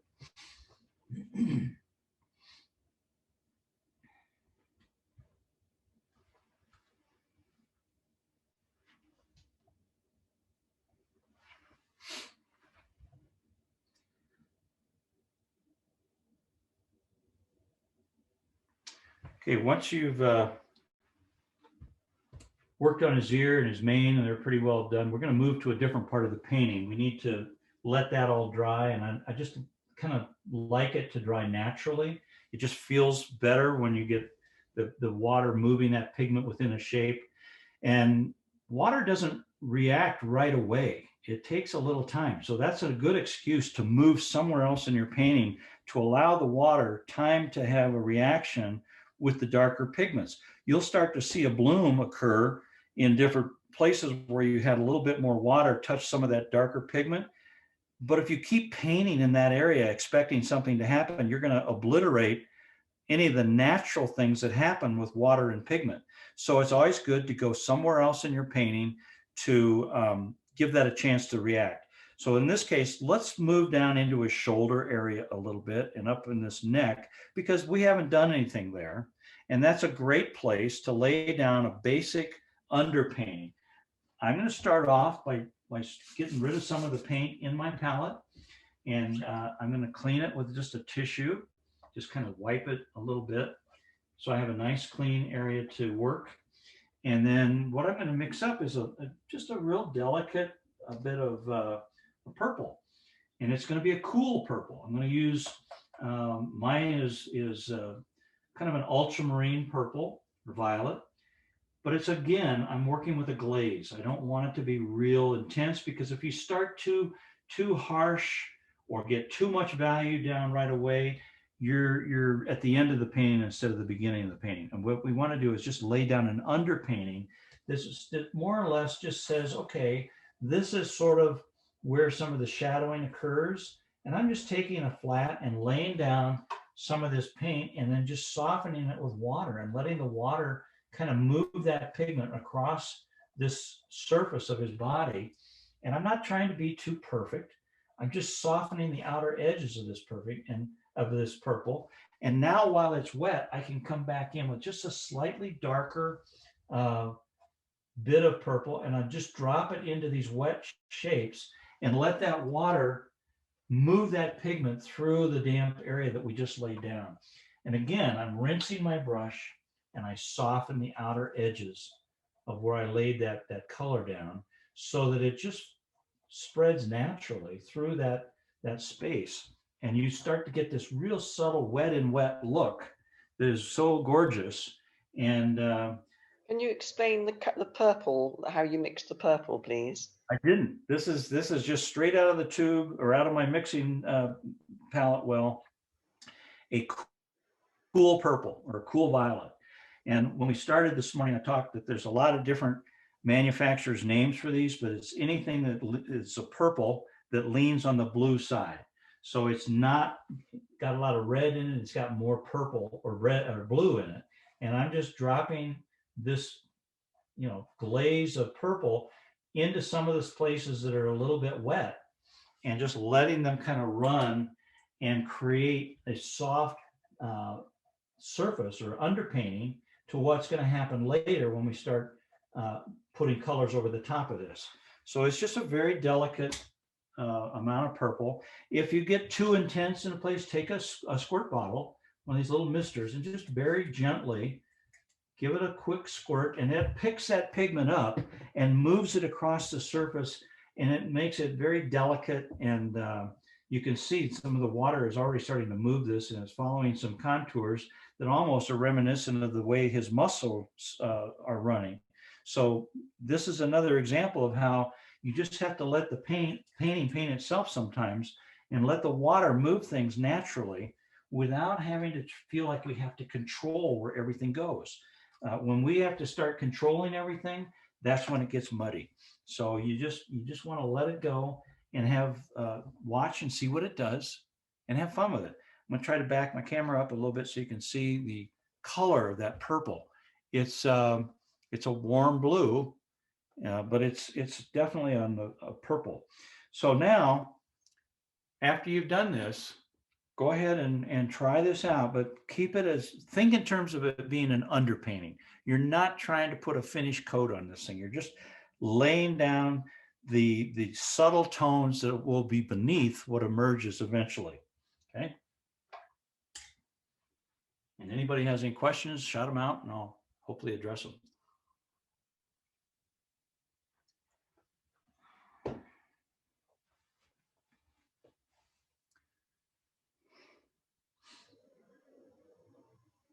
Everyone's working quietly away there.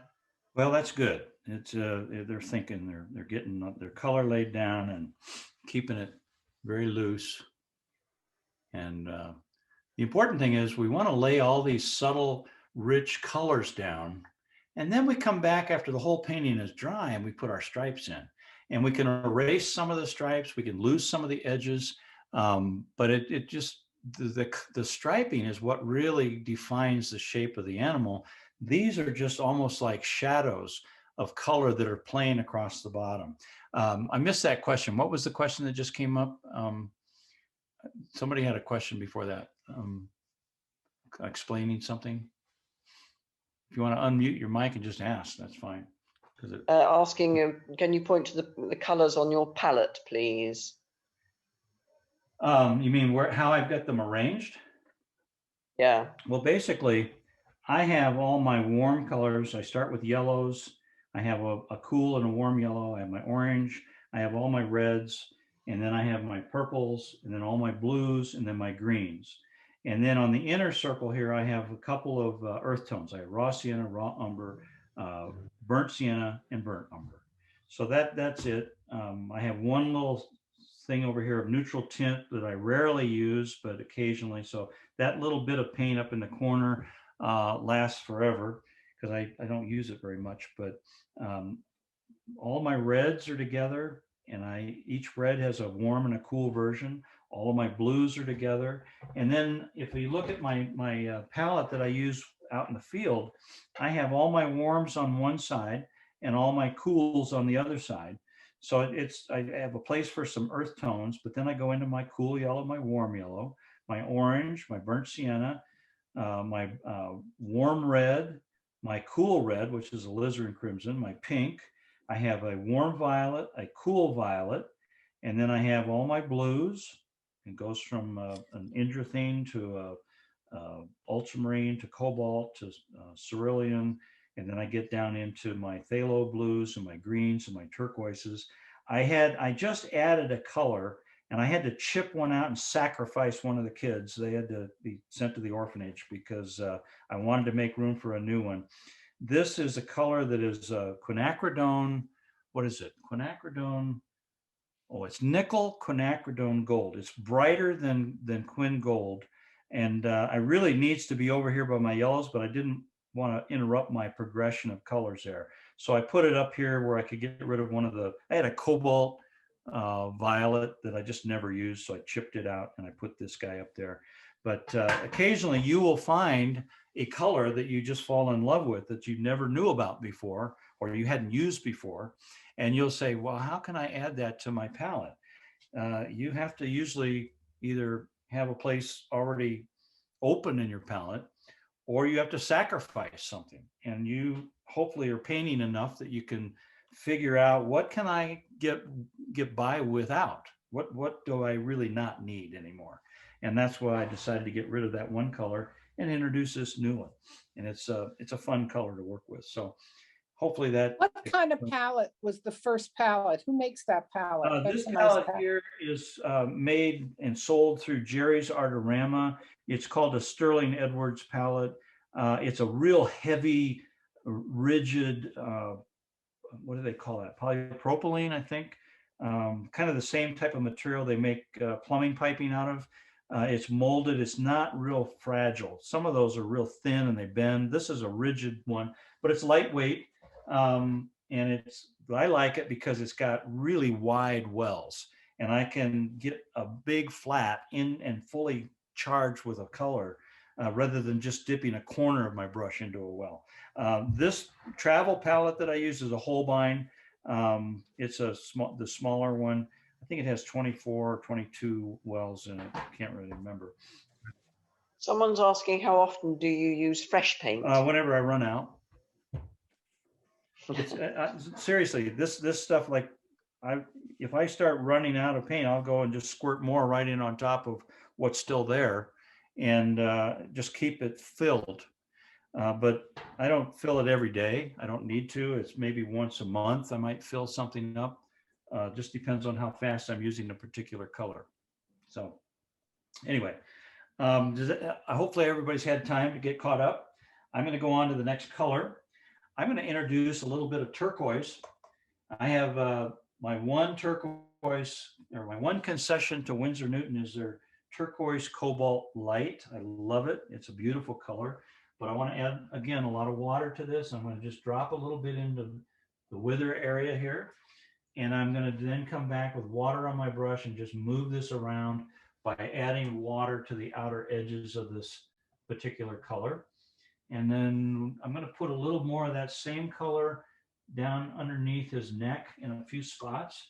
And now you can see I'm starting to build up layers because this other stuff is already dried. And I've got the purple underneath this, but purple and turquoise are beautiful together. and you put a little bit more of a very thin, delicate turquoise over the top of that purple, and we start to see the depth of these colors emerging. And I'm just going to soften these edges. I'm going to wick up some of this excess. I don't think I need quite that much puddle, and I'll just soften again an edge with the tip of my brush. I'm going to let that dry for a minute. So go ahead and do that. And then we'll start building up the values within the mane. And there's some stripes that I've lightly drawn on his neck that I'm going to carry up through the mane. So what I do with the darks in his mane, I will then kind of follow through later as I delineate my darker striping in his neck once the whole painting has dried. So one thing leads to another. You kind of have to keep the flow going, but there's method to the madness. So we'll just keep rolling along here. Once this, you have dropped a couple of these colors in, get your hairdryer out and dry it, because at each stage we're painting layer upon layer. And if they're wet, they won't give you that richness, so they'll just turn to mud. So you've got to keep everything dry in between steps, because that's what leads to success, is building layers upon layers of transparent medium. And it doesn't, if like this heat gun's pretty hot, it evaporates the water, but it really doesn't dry the paper. My hair dryer is what really does the trick. And I don't have to do it very long in a dry climate, but if you're in a more humid climate, it might take you a little longer to dry things. So be sure and always test the paper, feel it with the back of your fingers. Your back of your fingers don't have any oil on them. And you can sense if the paper feels a little cool, that means that the fiber of the cotton in that paper is still damp. The surface may feel a little dry, but if it's cool, it's still wet, and it's going to suck your new pigment down into the old pigment and immediately make mud. So you always want to test and make sure everything is dried before you go on to the next step. And Someone's asking how they can make turquoise, please. I would take a little bit of light green and a little bit of cerulean blue, and you might get the same effect. I have a little bit of a golden green or an apple green color and a little bit of cerulean blue. Or you could even use a watered down phthalo blue. That's the same thing. There's different ways to back into the same color. I can actually take a little phthalo blue right now and show you. I'm just mixed up straight out of the well, a little bit of phthalo blue. Where can I put this? Let's see. I'm going to put a little bit up right on his hip here. That's the same color, isn't it? Looks very similar. And that's phthalo blue. It's also more staining. It's also very transparent, and it's very, well, the transparency makes it bright.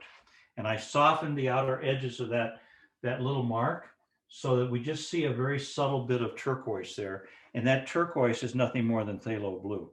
So I can darken that considerably by mixing other things into phthalo blue.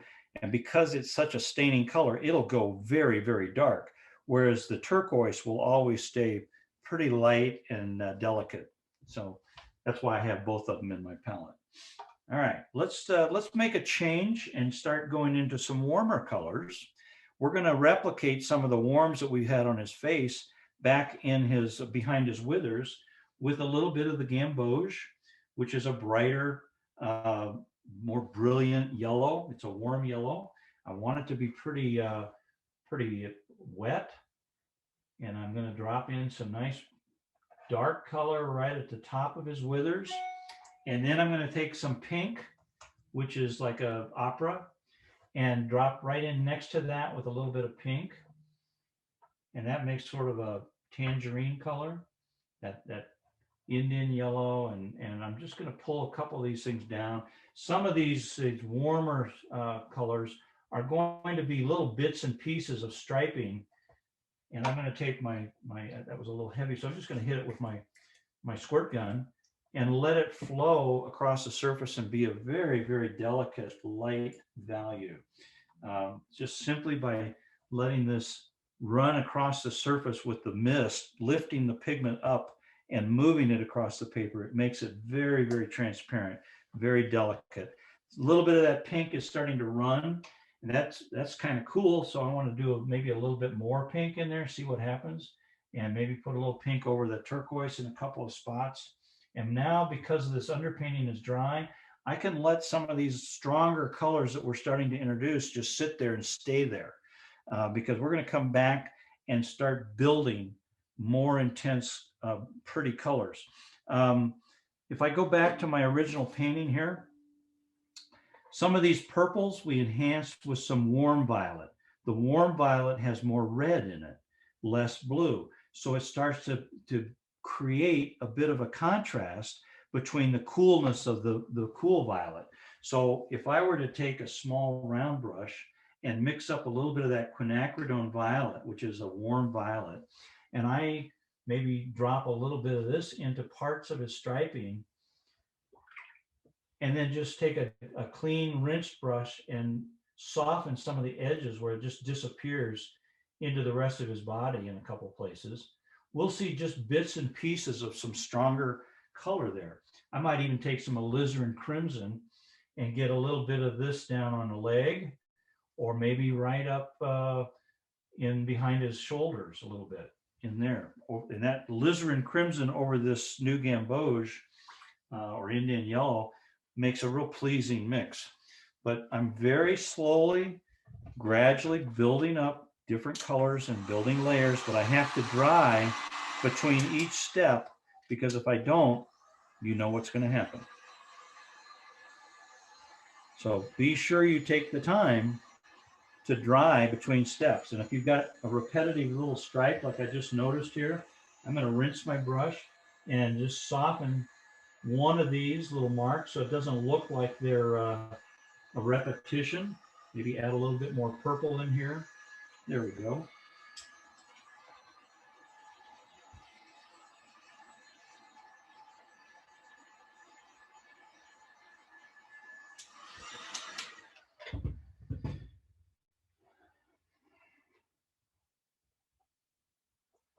And back to what we were talking about with the mane, I'm going to be using this smaller round, and I want to build some, maybe a little bit of purple with some ultramarine, and create at the top of where I had some of these pencil lines for my striping, just a hint of where some of these stripes would be coming up into the mane. And I'm going to pick up a little bit of red and let that mix with some of the stripe that was done originally in blue.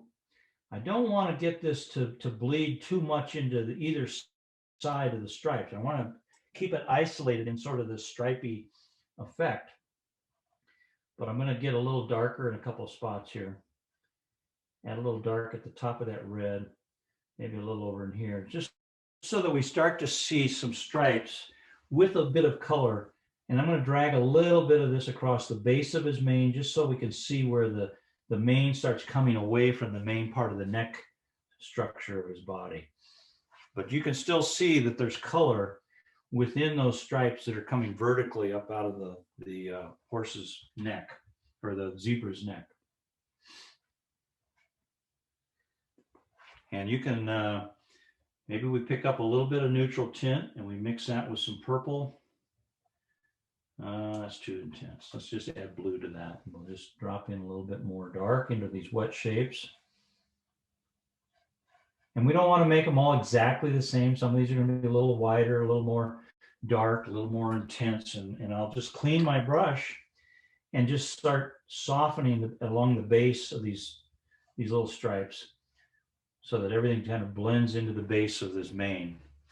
And then I'm going to pick up a little bit of alizarin crimson and drop some warms in here in a couple of spots. And then maybe a little bit of, what should we use? Maybe some green. Why not some green? Put a little green in there. We haven't used green before, so I think that might be kind of fun. We'll just throw a little bit of the cool green, which is like a hooker's green, into the edges of his tip of his mane. And then I'm going to backstop that with a little bit of pyro red, which is a complementary color to green. clean my brush and just tickle the bottom edges of some of these deposits of red and let them just flow into some of the other colors. All of these darks that I added where the stripes came out, there was just enough moisture within this mane that it's starting to kind of feather out and get these really odd little tendrils of shape, where the drier, darker purple of the striping was coming up out of the horse's, out of his neck into the mane. All right, I'll let you get that done, and then you can dry that, and we'll see where that goes next. I want to start working on his belly next, and we're going to get kind of a warmer violet down there, a little bit of the warm yellows, warm oranges, just to give it like a reflected light underneath him to build up that warmth, but not as bright as what's going to be up on his back.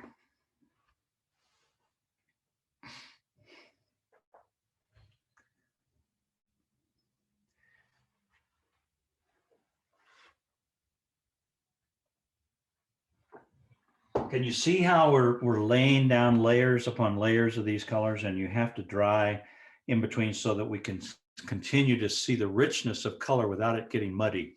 And that's what is so fun about what we'll see eventually when we put the stripes on them. All you'll see is the stripes, but you'll sense that there's a tremendous amount of light and glow on this body of this animal.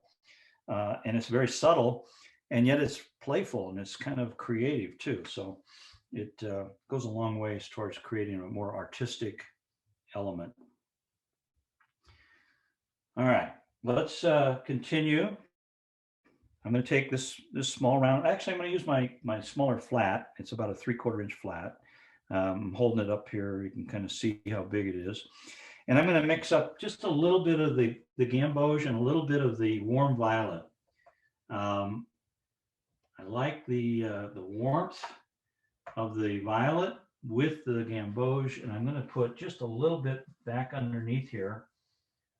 And I'm just put those down. I'm going to just come back in and soften the underside of this, and then pick up some purple, the cooler purple, and just touch the bottom edge of his belly and kind of come in behind his elbow a little bit with just some drier deposit of paint.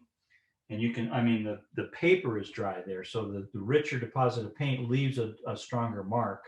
And we start to see all this color moving up away from the belly into, and I'm going to get some pink and gamboge and come right up kind of in between his withers with that tangerine color again, and just build some of these really loose shapes. Maybe take a little squirt of color of water and just let that shoot down onto his sides of his rib cage, and this splash of color will just kind of spread out wherever I happen to do half a squirt, and it creates a really interesting pattern.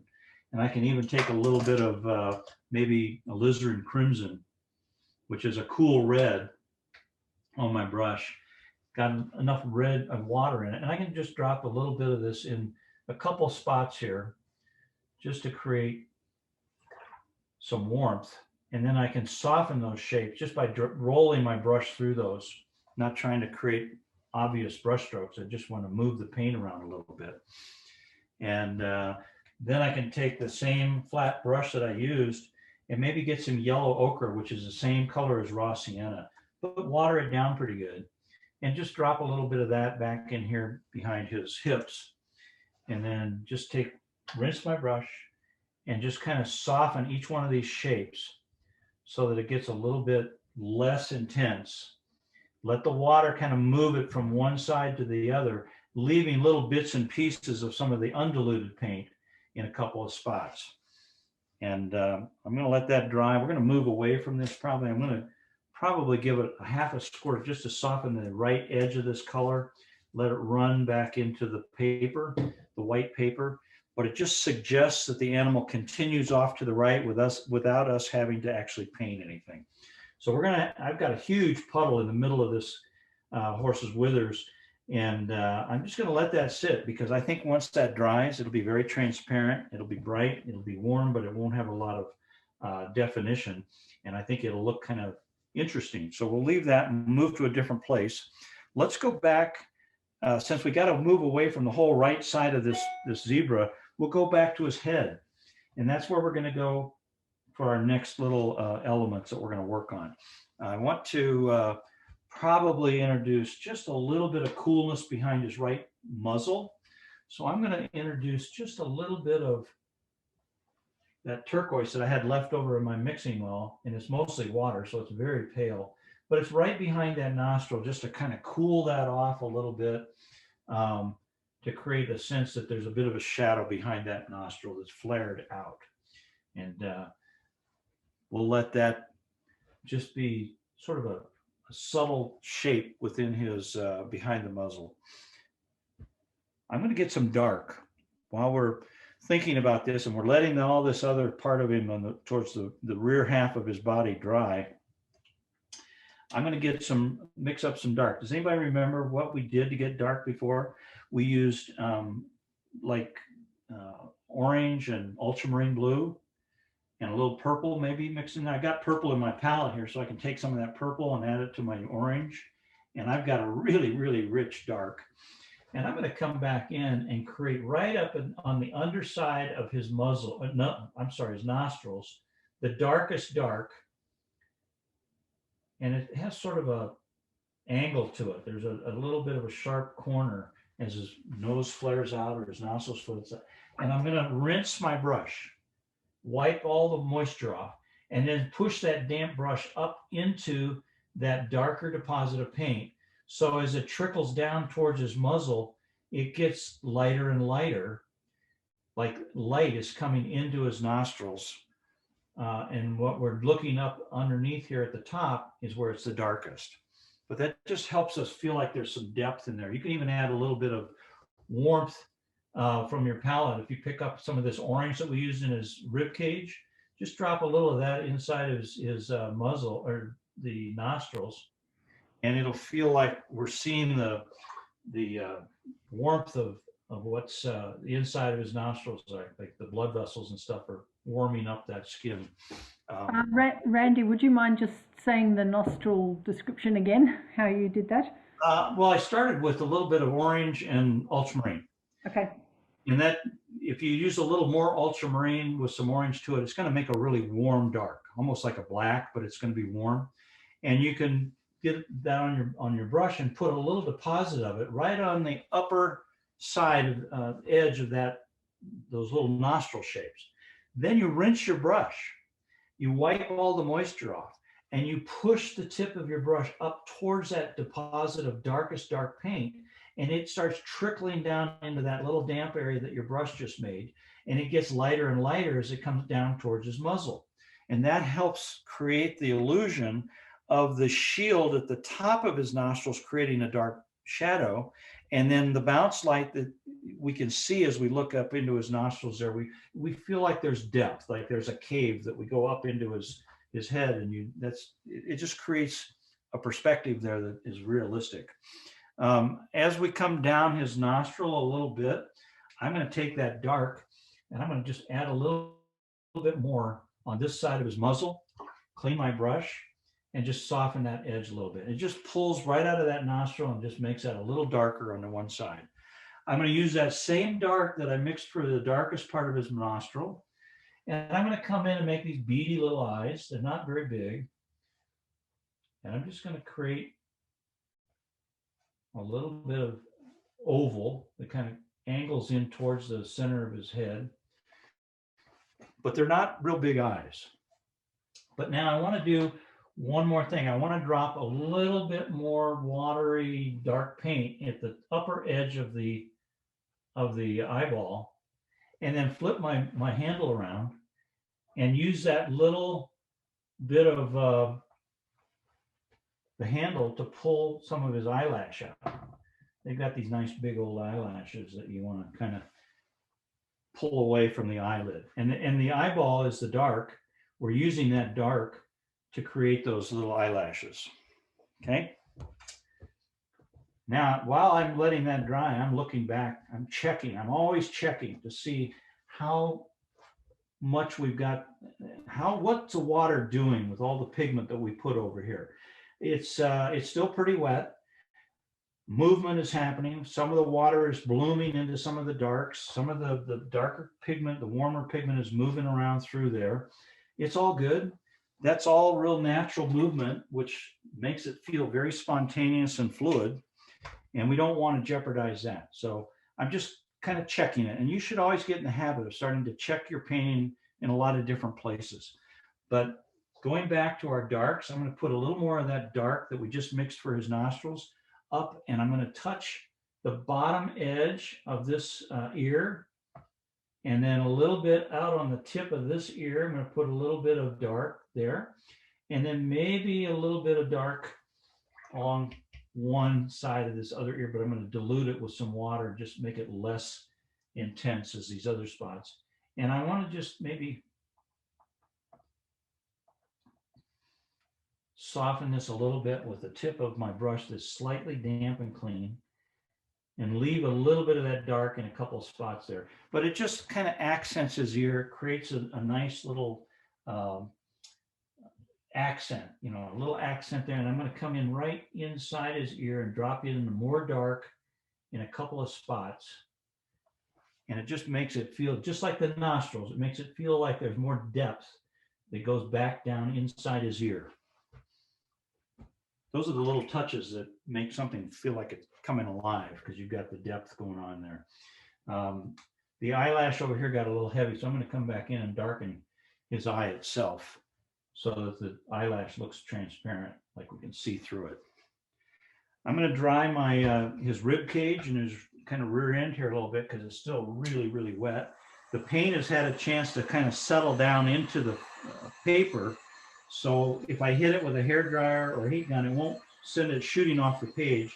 But I want it to accelerate some of the drying process so that I can start painting over the top of this underpainting.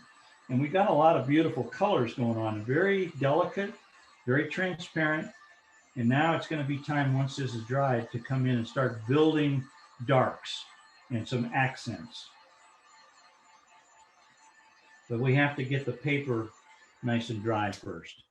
And I think that's pretty good. I don't know, how about yours? Go ahead and use a hairdryer if you need to, but get it dry.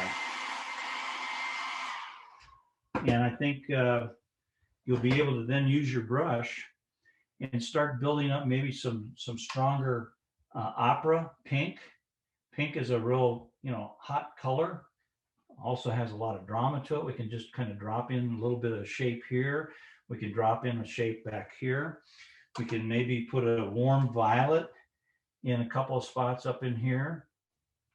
And I'm going to put a little bit right in here. And you can see I'm actually taking some pretty strong pigment now and touching a few spots. And then I come back in and I soften a couple of edges of this stronger, intense touch of paint that I put on here. And just by softening an edge, the water pulls some of that pigment over across some of the other places that have already dried that were an underpainting, and it creates even a third element of color. I'm going to clean my brush completely and come in with another turquoise that's just a little bit stronger, and come down and then across his point of his hip, and then just soften that with a little bit of a damp, clean brush in a few spots, just to blend it into some of the adjoining areas, just so that we don't see it be a real obvious mark, but it just kind of moves it around a little bit. I'm going to also do a little of that same warm violet down beneath his belly. We'll get maybe a little bit of Indian yellow mixed with some of that warm violet. And I want to put maybe something, maybe even put a little bit of purple in there. I'm not sure. We'll just see. That went kind of dull. So I'll just soften those, let them kind of blend into the part of his body. Let it be. That might be too intense. So I just, if you feel like you've got too much, just hit it with a squirt bottle, just barely, you know, barely half a squirt, and it lifts the pigment and moves it around and it softens. So you don't have to worry about it. I'm going to come back now with a little bit, Excuse me, what colour was that you just added? a little bit of warm violet, Oh, thank you. like a quinacridone violet. But mine was too intense. The brush load was just too much. So, and that happens. You'll touch something and you go, oh, that's way too much. So just hit it with half a squirt of one of these little misting bottles, and it lifts that paint just enough and start moving it across the surface of the body so that it gives it a delicacy that you can never get with your brush. You just have to, go ahead. Where did you put the opera pink? Right up in the withers here. There's just right below where a saddle would go. And I'm going to come back now and add a little bit more kind of up around the top of his neck. This is really totally subjective. You can put it anywhere you want, but I'm just going to throw a little bit in there just to, because we got some cool colors. We got cool violet, we got cool blue. They're very, very light value. So I'm putting in just a little bit of warmth with that pink to give a contrast. But I don't bring it all the way down. I'm helping myself give a transition from the mane, which is fairly dark, down into the neck, which is getting a lot of light.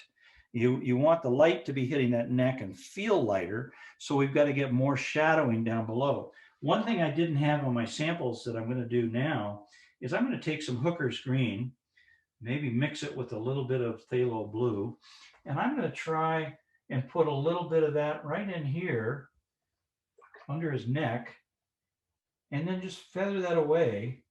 So it's just a little subtle suggestion of green in there. Who would have thought a zebra has green on him, right? But it's our painting. We can do whatever we want.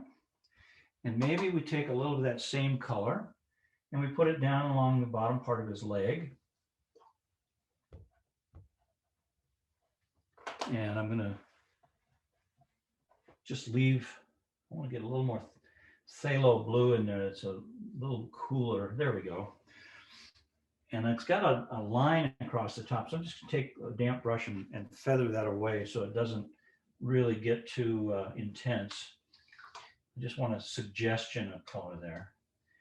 We'll get a little bit, drop this into that wet area and maybe blow on it. Get that water to grab that pigment and move it a little bit. And if you touch it with a brush, you're going to leave brush marks. But if you blow on it, you're literally getting the water to move that pigment across the surface a little bit. And it just makes it that much better. So I'm picking up a little, I shouldn't have touched that pink with the blue or the green. It just made it muddy. So I just lifted that up. But now we're at the point where we're about ready to start putting some striping in. And I think we're doing pretty well on time. Hopefully everybody has had some fun doing a lot of these different subtle colors. I'm softening the transition between the mane and the neck, just coming in and just softening it, but I left the illusion of a few of these stripes going up into the mane. I'm going to get a little bit of pyro red, which is a warm red, and put a few little dots of red coming up out of the top of his mane. Just little accents there. But again, make sure your paper is totally dry before we go on to the next step. So go ahead and have fun with this. Finish up whatever colors you want to put in as an underpainting.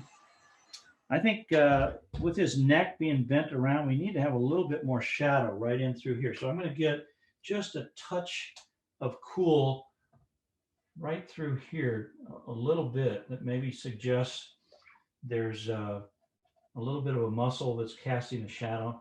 And I'll just lighten that up a little bit with some water by squirting it, and that lifts it and moves it around. I can actually pick my board up and get that water to move across the surface of the paper so that that blue just kind of moves very gently. But it creates a sense that there's a bit of shadow in the lower part of that neckline.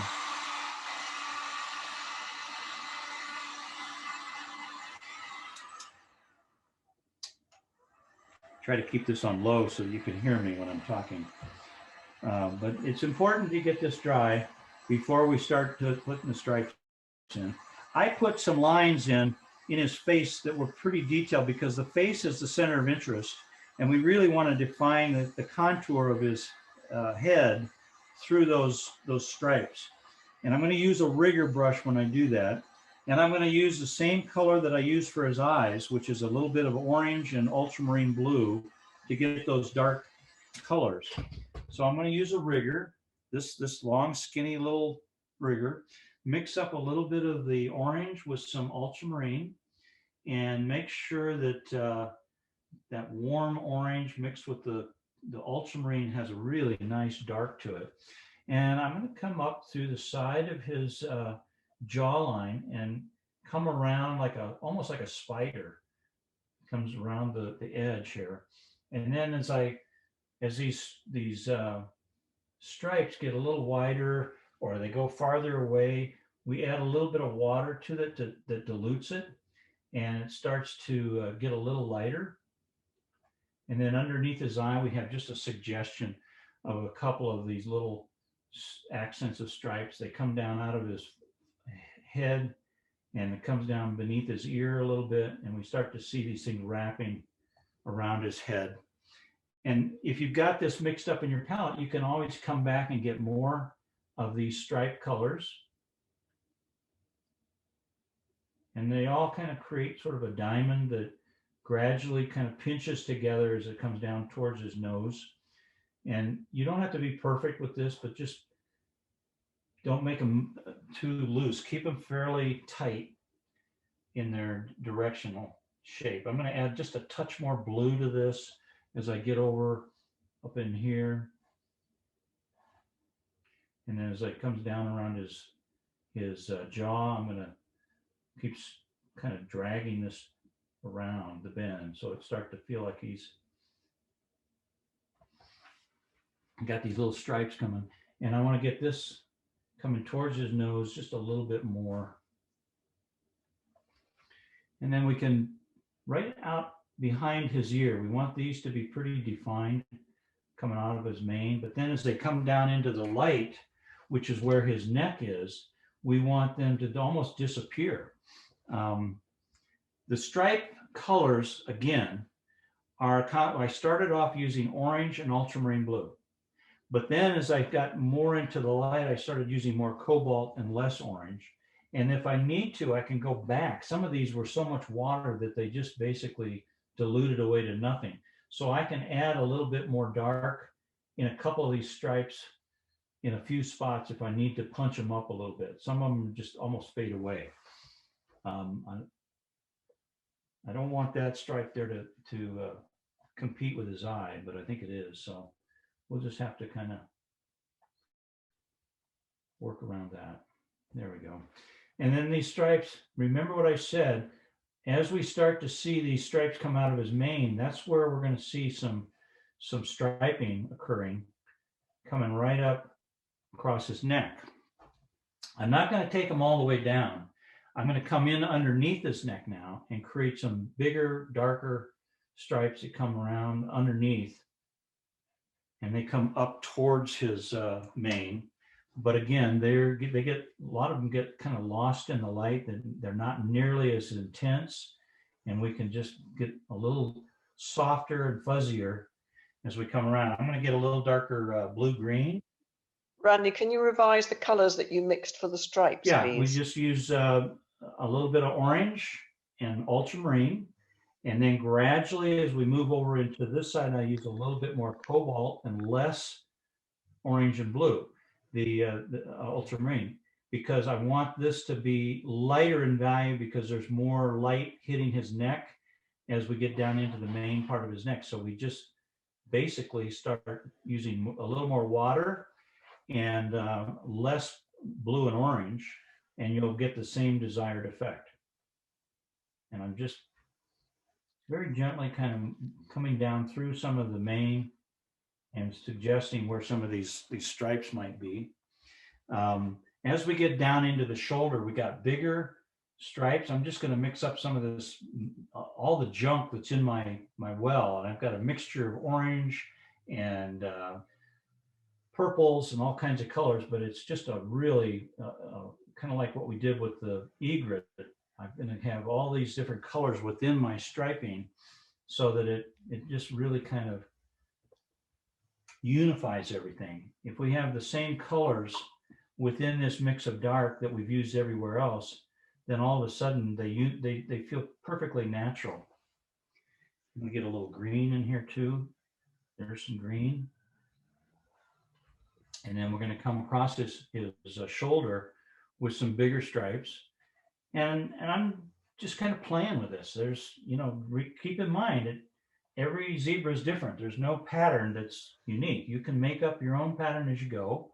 This becomes your painting, and you're able to create what's really kind of fun. Now, once you get some of these stripes on here, clean your round, and then just come back in and lift a little bit of that paint where the high points are on part of their shoulder, and maybe get a little less intense striping in a few spots. And I'm going to come back in with phthalo blue and get a little different stripe up in here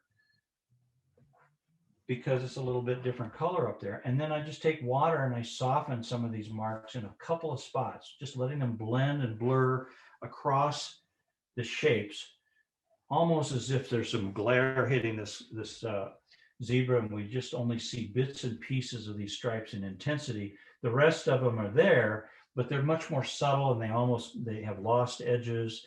We lose some of the clarity of the striping.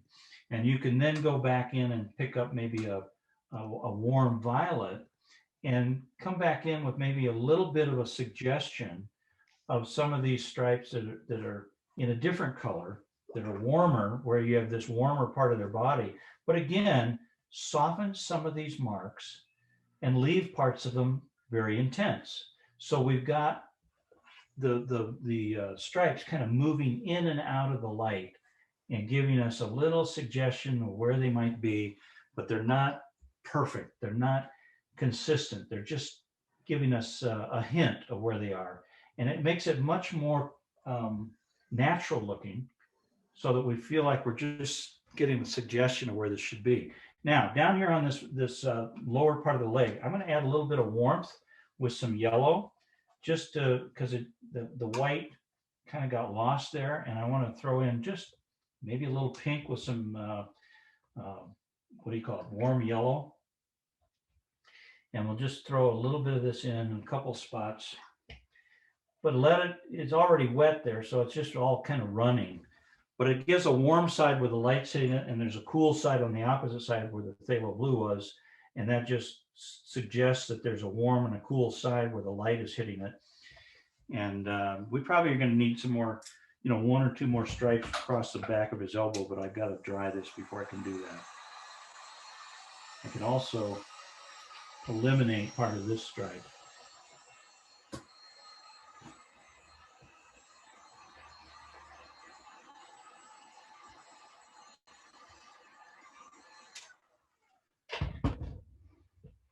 So you get a feel for the shape of this body. Starts to feel like it's got, with light and shadow on it, it's got all kinds of things happening that are quite nice.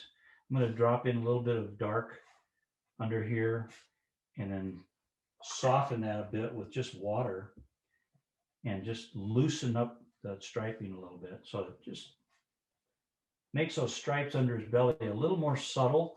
They're there. We don't know exactly where they start and stop, but we just sense them instead of seeing them literally. And I'm going to take some of that same purple and I'm going to engage a little bit of the striping on his shoulder, so it's a little darker because it's in shadow. But I want to use the cool violet to really punch that up a little bit.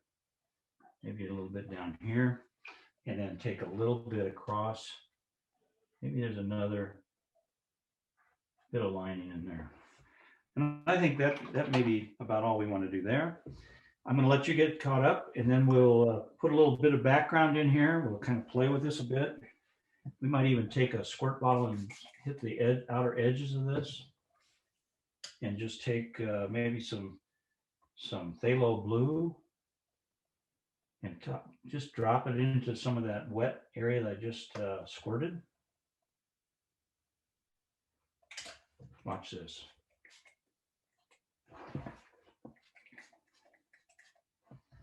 Take a little bit of pink. That's too much. So we'll just pick that up.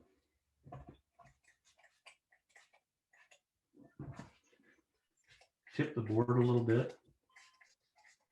And let all this just kind of run into the background. I feel like he just moved his head around really fast and looked up, and we get all this movement happening. I'm going to evaporate that water as quickly as possible. I'm going to lay it down flat so it doesn't keep moving.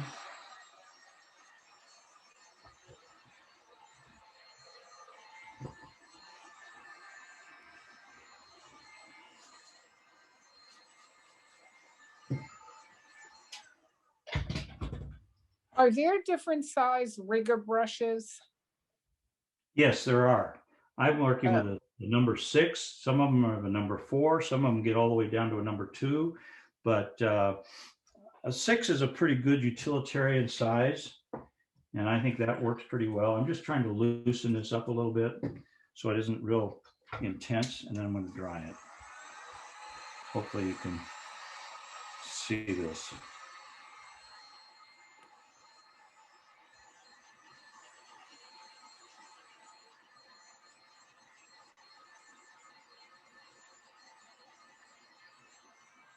So after you get all your stripes done and you've lifted some of these edges and softened some of the edges on your stripes, if you take a squirt bottle and you kind of hit the top of the mane and you get a little of that paint to come back into your background, you will be able to have a real soft, subtle background coming out behind him. And then we can splatter over that once everything's dry and create kind of a little confetti effect for this painting to give it a really nice finished look. But right now I'm just trying to get everything dry here, and it's very subtle, that little bit of color and movement that comes off of his neck. I'm going to put just a touch of additional striping down, maybe down his leg here a little bit. Just to kind of suggest that he's got some more to him. There. That's about it. The rest of my painting is dry. I just dried it. And if you can dry your painting, we'll kind of put together some reds and some blues, and we'll splatter a few little kind of nice background colors on here. I'm going to clean my mixing well up while you're drying and while you're painting that, and get ready for this last final step. And we'll have a real colorful little zebra that's your creation.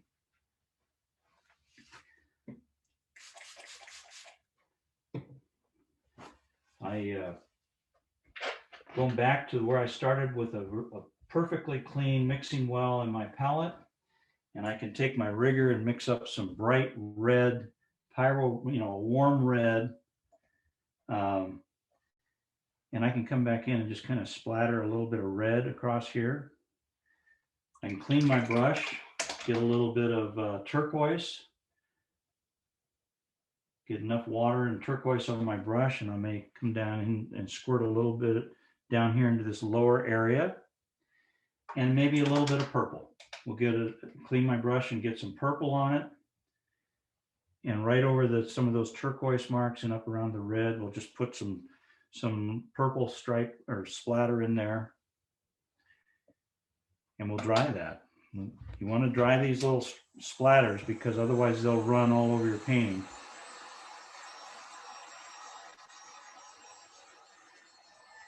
And they're just little droplets of water. So you want that water to evaporate before you touch your painting again. Otherwise you'll smear these little splatters.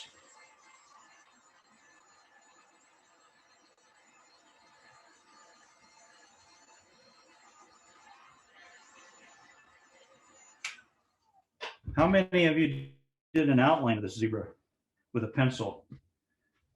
We've got white paper, white shapes, and then that pencil line kind of interrupts everything. So I come back in with a kneaded eraser and I eliminate all my pencil lines along the white part of his body. where the white paper is, similar to what we did with the egret this morning. And now the stripes are what are delineating and defining the shape of his head. And the head is really the most crisp part of the whole painting. So that's our center of interest. If you feel like you need another stripe or something in the center, that you can always add something, with your rigger. Just put a few little things on there, but don't get too carried away. Just a few. Randy, someone's asking if you hold your rigger tight or loose. If I what? Hold your rigger brush tight or Depends. loose. Like these two little stripes I put on there, I held it pretty tight, and I just pushed the whole length of the brush down onto the paper to give sort of a dry brush effect. Other times, if I'm trying to do something very delicate, I may hold it a little looser. If I'm splattering, I hold it really loose, just barely hold it between my thumb and forefinger. And so it's real bouncy. I've seen people hold onto this so tight that the handle of the brush has absolutely no bounce to it at all. If you hold it really loose and you tap it, it will go down and will drop off some droplets very quickly onto your paper.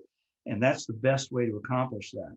But now the paper is dry. The little splattered droplets are dry. I'm going to take my purple, maybe add a little bit of the red to it. No, just keep it purple. And I'm going to come back in here and we'll sign it using the purple, which is one of the main colors we used in this painting. And it ties it works very nicely with the rest of the composition. So we will sit back, observe, evaluate, and decide, do I need to change anything? Do I need to go back and punch anything up? Do I have too many pencil lines still showing? Do I need to erase maybe some of these little edges on some of the stripes? I'm not sure I do, but you can do it, just by taking a brush and just kind of picking up a little bit of the paint in a few spots. But I think we're okay the way we are. Personally, I think it turned out okay. And I'm anxious to see what everybody's done. So the mane's going to be a little softer and a little darker than the neck because the neck is getting light. The mane kind of flares out a little bit, so it puts most of the mane in shadow. But we still see these soft little suggestions of where the striping goes right up into the mane.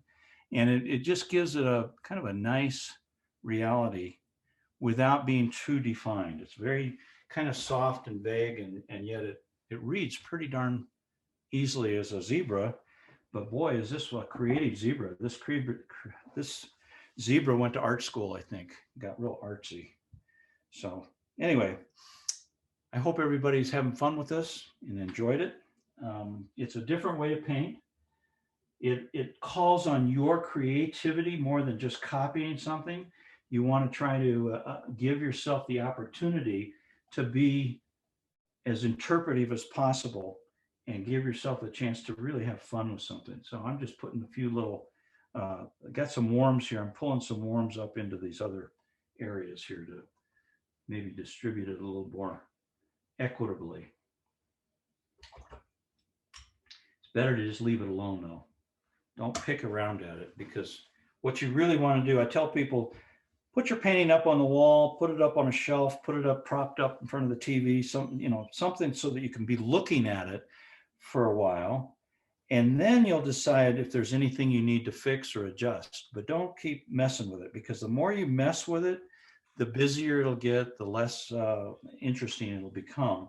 And it's better to just live with it for a little bit so you can see what's working and what's not. The other thing that I always tell people to do is take a picture of it with your phone, crop out all the stuff around it so it gets it right down to the image, and then look at it on your phone. It's like you're getting back 50 feet away from it. And if it reads on your phone on a little thumbnail image, then you know you've succeeded. If everything kind of runs together and you don't see any value contrast on your phone, then you need to go back in and put some darks next to your lights and punch up those lights that turned into midtones, and they'll become brighter and you will actually see them and it'll look better.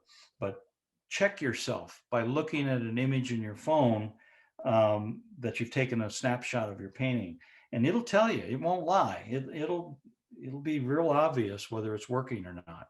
I don't know if you can see that this side of his face is a little whiter. This side we put those warm yellows on, and it suggests that maybe it's a little bit in shadow over here. It's not a dark shadow, it's a warm shadow, but it's nevertheless, there is a brighter side to his face where the white of the paper is stronger. And that's what we see as the illusion of light hitting the top of his head on the right side. And also his neck has got a little light on it. His elbow down here has light on it. And his back, we use these warm yellows and golds and pinks in here to make the back and the upper part of his rib cage feel a little warmer. So all of that feels like there's light playing across this animal's hide, across the surface of his body.